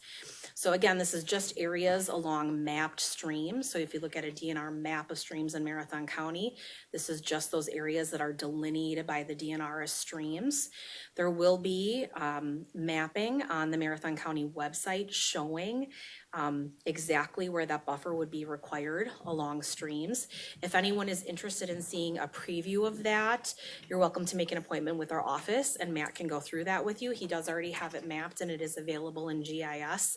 It is such a large set of data that it is impossible to email, but we could even provide a PDF map of a certain area that would be of interest to someone, a small area. So hopefully that adds just a little bit of clarity to, what amount of cropland would be taken up by buffers. Just 1.3% of cropland acres, not of Marathon County acres, 1.3% of cropland areas would be converted along a stream to buffers. And when we looked at a lot of these areas, when we looked at actually the soils that are in these areas, they're soils that are usually, I don't want to say poor quality, but generally lower production. So they have either high water tables, or they're actually areas that are flooded. I think when we looked at, it was either 6 or 8 of the top 10 soils, generally they had water within 1 foot of the surface or above the surface for a good portion of the year. So these are definitely areas where farmers are maybe breaking even, maybe half the time, or losing money on a lot of those acres throughout a 10-year period. So when we look at the winter spreading license, one thing I just want to mention is we don't have to make this determination today to send this to DATCAP for legal review. This is something that we can continue to discuss over time and try to find the best option for our county. A couple things that we brought up in the past is having $1 per acre for a winter spreading license. Having comparable fees to what the NMP creation plan is. So, you know, a little bit higher fees to try to get people to write a nutrient management plan and use that. One other thing that we've discussed and came up with is actually having the winter spreading license be free for participants that want to sign up for an NMP class in the next couple of years. So that's kind of their foot in the door. Come work with us, have a free winter spreading license, and then eventually we'll transition them to a nutrient management plan. And we have our classes that we had discussed already, you know, a very low cost, no cost option. Essentially, they're getting paid to come to the class, do soil tests, so it's really their time is the main investment. And then also, we also discussed having a free option for people just to come, if we set up a winter spreading workshop, several staff there, have them come in for a day or two, and then we just work with the farmers on a winter spreading plan. And one of the reasons we wanted to just mention some of these other options is because, you know, we heard you last month that there is possibly a little bit of hesitancy surrounding fees to producers. And so we want to work with you to try to find a happy medium between certainly no one is in this to make any money off of it. That's absolutely not even a reason of why we would charge a fee, but we have to find the happy medium of we don't want people to just keep getting a license and not a nutrient management plan because it's like free or cheap. The end goal that our farmer work group discussed over and over, and we've also discussed as a committee and conservation staff, is we want folks to get a nutrient management plan. So we want to do whatever we can to encourage them on that pathway. So some of these free options come along with the good faith effort that, okay, you know, I'm not in it, you know, mentally, physically to do it this year, but sure, I will sign up for that class 2 years from now and make a good faith commitment that I'm just going to do a winter spreading license this year or two, but in 2 years, I will come to your class, I will learn how to write a plan, and CPZ is going to totally waive that fee for me because I agreed to do that in good faith. And we'll be so happy and excited for them that eventually they're on the pathway to getting that plan, right? That's what we just want to see. We want to see that they're beginning the journey to get there. That's still going to be the end goal. I think there is complete unity in having that be the end goal for everyone here. So just want you to understand that, you know, if the simple fee is the thing that is still kind of putting some of you on the edge of, I don't know whether or not this is a good idea, just know, as Matt said, this does not have to be decided today because we are just forwarding this on to the state for their review. And there have also been some of these great ideas that could, you know, find that happy medium between a fee and getting people a nutrient management plan. So like we had discussed previously, we have the similar type timeline as what we had in the past. Winter spreading license or the nutrient management requirement, still delayed implementation date of January 1st, 2028. For the manure spreading prohibitions and the buffer requirements, that was a delayed implementation until January 1st of 2030. You know, so we do have time, and farmers do have time to think about this, work through it, and find a solution that works for them with these dates. Now, if things get pushed out more, then we'll probably come back to the committee, talk with you again, and maybe look at pushing the dates out a little bit further. But right now, this is kind of what we decided on in our farmer work group, what they thought was reasonable time to get this implemented. So our main ask of you today is we feel, according to our legal counsel, our draft that we've worked with you on for several months is at a point where all groups involved feel comfortable sending it along to DATCAP and DNR for them to review our ordinance. So a vote today is just a vote to send it to those state agencies for review. They have at least 90 days for review, but as we've learned from DATCAP, the ordinance also has to go before Wisconsin's Land and Water Board, who will be meeting in April. So they are legally allowed to take greater than 90 days because they have to meet with that Land and Water Board. So it may not come back to Marathon County until, you know, April or May, late April or May. So we are months out, but we're just asking to kind of get it in the hopper. and have those folks review it. We'll get it back, receive their comments, and then work together to make the next best decision from Marathon County, depending on what they say. And if you feel ready for a vote at that time, we would have an official public hearing here at ERC where it is posted in the newspapers ahead of time, similar to a rezone, and you would take an official vote at that time. So today's vote is only asking to send this to the state for review to receive their comments or approval. So do you have a number in mind, percentage of farms that you think you can reasonably get on a nutrient management plan? What would your goal be? Our goal is 100%. Okay, so if we have 100% of the farms, even 80% of the farms on nutrient management plans, why do we need an ordinance? Because this will get us to the end goal more quickly. It's putting more tools in the toolbox to get us there more quickly. Because we've been using the same format, same way we've always done it for years. Maybe someone could argue decades. Yeah, decades perhaps. And, we've run the stats and the calculations, and our current trajectory of doing nutrient management, the current way we've been doing it for decades, is it will take 50 years to get to 100% compliance in Marathon County if we stay on the current trajectory. So if you do what you always do, you're going to get what you've always got. So we got to do something more. I would still go back to my concerns from last month on, this was always stressed to us that this is only going to affect mid-sized farms. We were going to leave the small farms alone. And now all at once we're talking about bringing small farms into it, even to the point where starting December, the name of the ordinance changed from animal waste ordinance to animal waste and cropland management ordinance. From the very beginning, we received public comment of concern, if we open this door, where's it gonna stop? And it seems to me already we're trying to slip extras in there by bringing small farms into it, which that was, it was my understanding, it was always mid-sized farms that were gonna be affected in this. It's not so much the fee that I'm concerned about. It's most of these small farms, they don't want to be big farms. They want to be a small farm. They do it for the lifestyle. They love the work. They're paying their bills, and they want to be left alone. And now we have Big Brother tapping them on the shoulder saying, you know what, we need you to do this, or we're going to charge you a fee. And to me, that looks like you're going to do this, or you're going to get an annual penalty assigned to you. I just can't wrap my head around, this is the United States of America.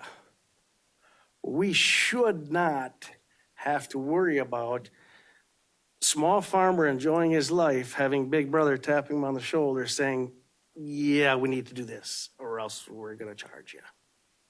So that is a very big concern of mine.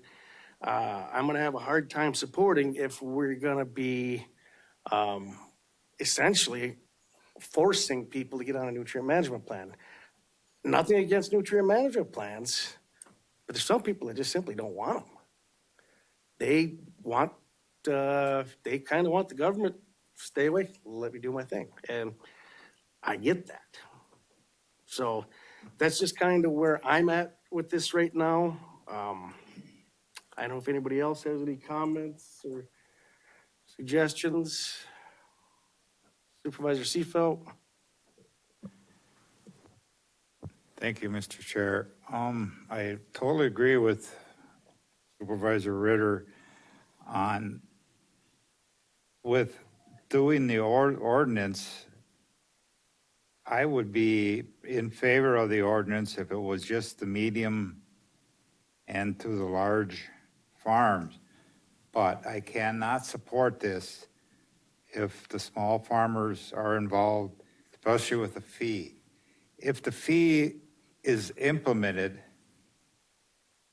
and the farmer says, I am not going to pay this fee, whether it's $1 an acre or $50, who is going to enforce this? Can this be a court issue between lawyers if the farmer wants to carry it that far? I mean, who is going to enforce this? Is my question too. But I am totally against the whole ordinance myself. I don't think we need an ordinance in Marathon County for this. So that's my opinion. Supervisor Kroll. Thank you, Mr. Chair. Kirsty, so between the small, medium, and large, can you just clarify which zone or which size needs to have the waste? It's the manure spreading limit, and then which ones have the buffers? I just want some clarification on that. Sure, I'm happy to clarify that for you. So we used the EPA's definition for medium and large size farms. And so medium farm is defined by the EPA as 300 animal units. And so for the winter spreading restrictions, that is only for medium and large size farms. Large size farms are our CAFO farms, so farms 1,000 animal units and over. They have already had those winter spreading restrictions in place.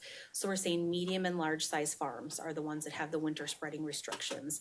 We got to that point because we felt through the farmer work group and talking with ERC that that was really the only cost prohibitive portion of the ordinance change. So that's why we removed small farms from the occasion, from the ordinance very transparently, which why I am sorry, Chair Ritter, if you felt like we slipped anything in there, because we've tried to be so transparent and so communicative through this whole process, and we have not made any decisions ourselves. We've been working very closely with a large group of farmers to come up with these compromises that we are very proud of, and we're proud that it was, a communal decision, certainly not a staff decision. But the buffer requirement and the nutrient management requirement is for all farms. The nutrient management requirement would be for anyone that's mechanically applying nutrients of any kind.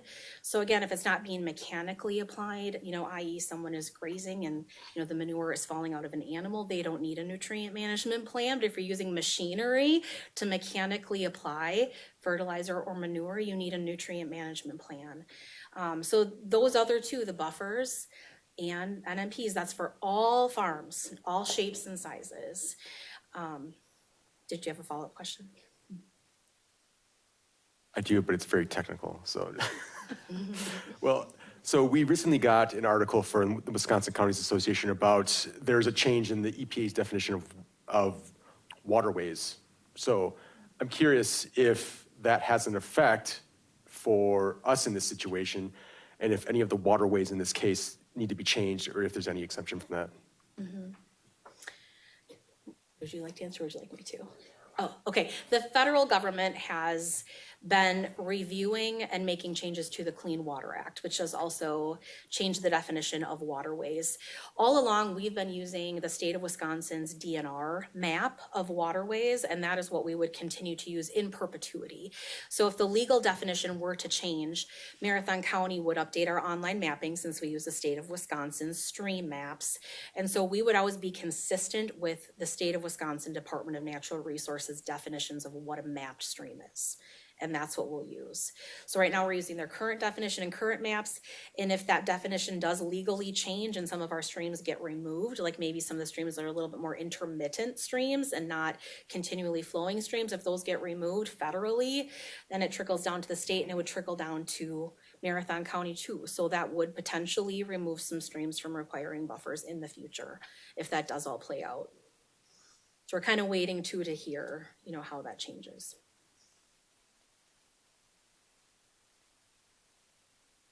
Supervisor Draven. Thank you, Mr. Chair. I was at all these meetings with the farmers and stuff, and there was all different types of farmers there, all different sizes and stuff like that. And I was really amazed at how they could all work together and agree on this. And so that's about all I had to say about it. I was not a farmer. Dean was not a farmer, but there was a lot of farmers there. And so it was interesting to listen to and how they come to this conclusion and stuff like that. So I don't know if there's anything that we could do to have them write up something that you could say, hey, this is what we decided, we thought was a good idea. That would be more, I'm trying to figure out how to think this through, because I totally get what you're saying, but I also heard what they said, so, yeah.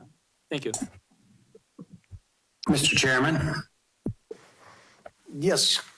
Yeah, this is Tom. Yeah, I have to agree with Al, and we have to put a lot of weight on this work group because they're going to be the ones that have to implement it on their farms.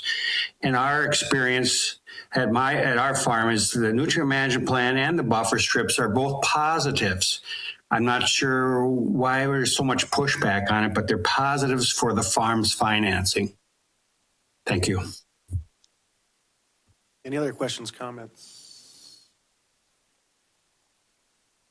Supervisor Kroll. Thank you, Mr. Chair. I would like to make a motion to pass the animal waste and cropland management ordinance on to the state for legal review.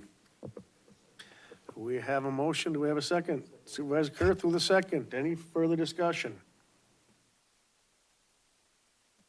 No further discussion. All in favor, say aye. Aye. Opposed? No. Nay. No. I think the majority passed, so the motion passes. Okay, thank you. Supervisor, did we want, should we do a roll call count?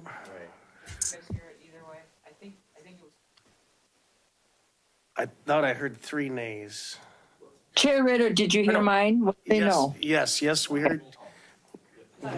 Let's do a roll call. Mike, No. Rick.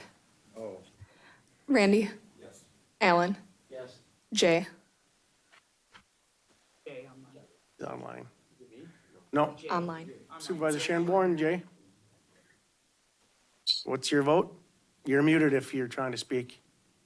Oh, looks like he jumped off. Okay. John. And Jerry. And Kim. No. And Tom. Yes. Tom's a yes. So, motion carries? Okay, motion carries. All right, item 8. Next meeting's February 3rd, 2026, and future agenda items. Committee members are asked to bring ideas for future discussion. Mr. Chair, if I Yes. may. Yes. One thing that I just want to make the committee aware of, we're likely going to have to do a special meeting.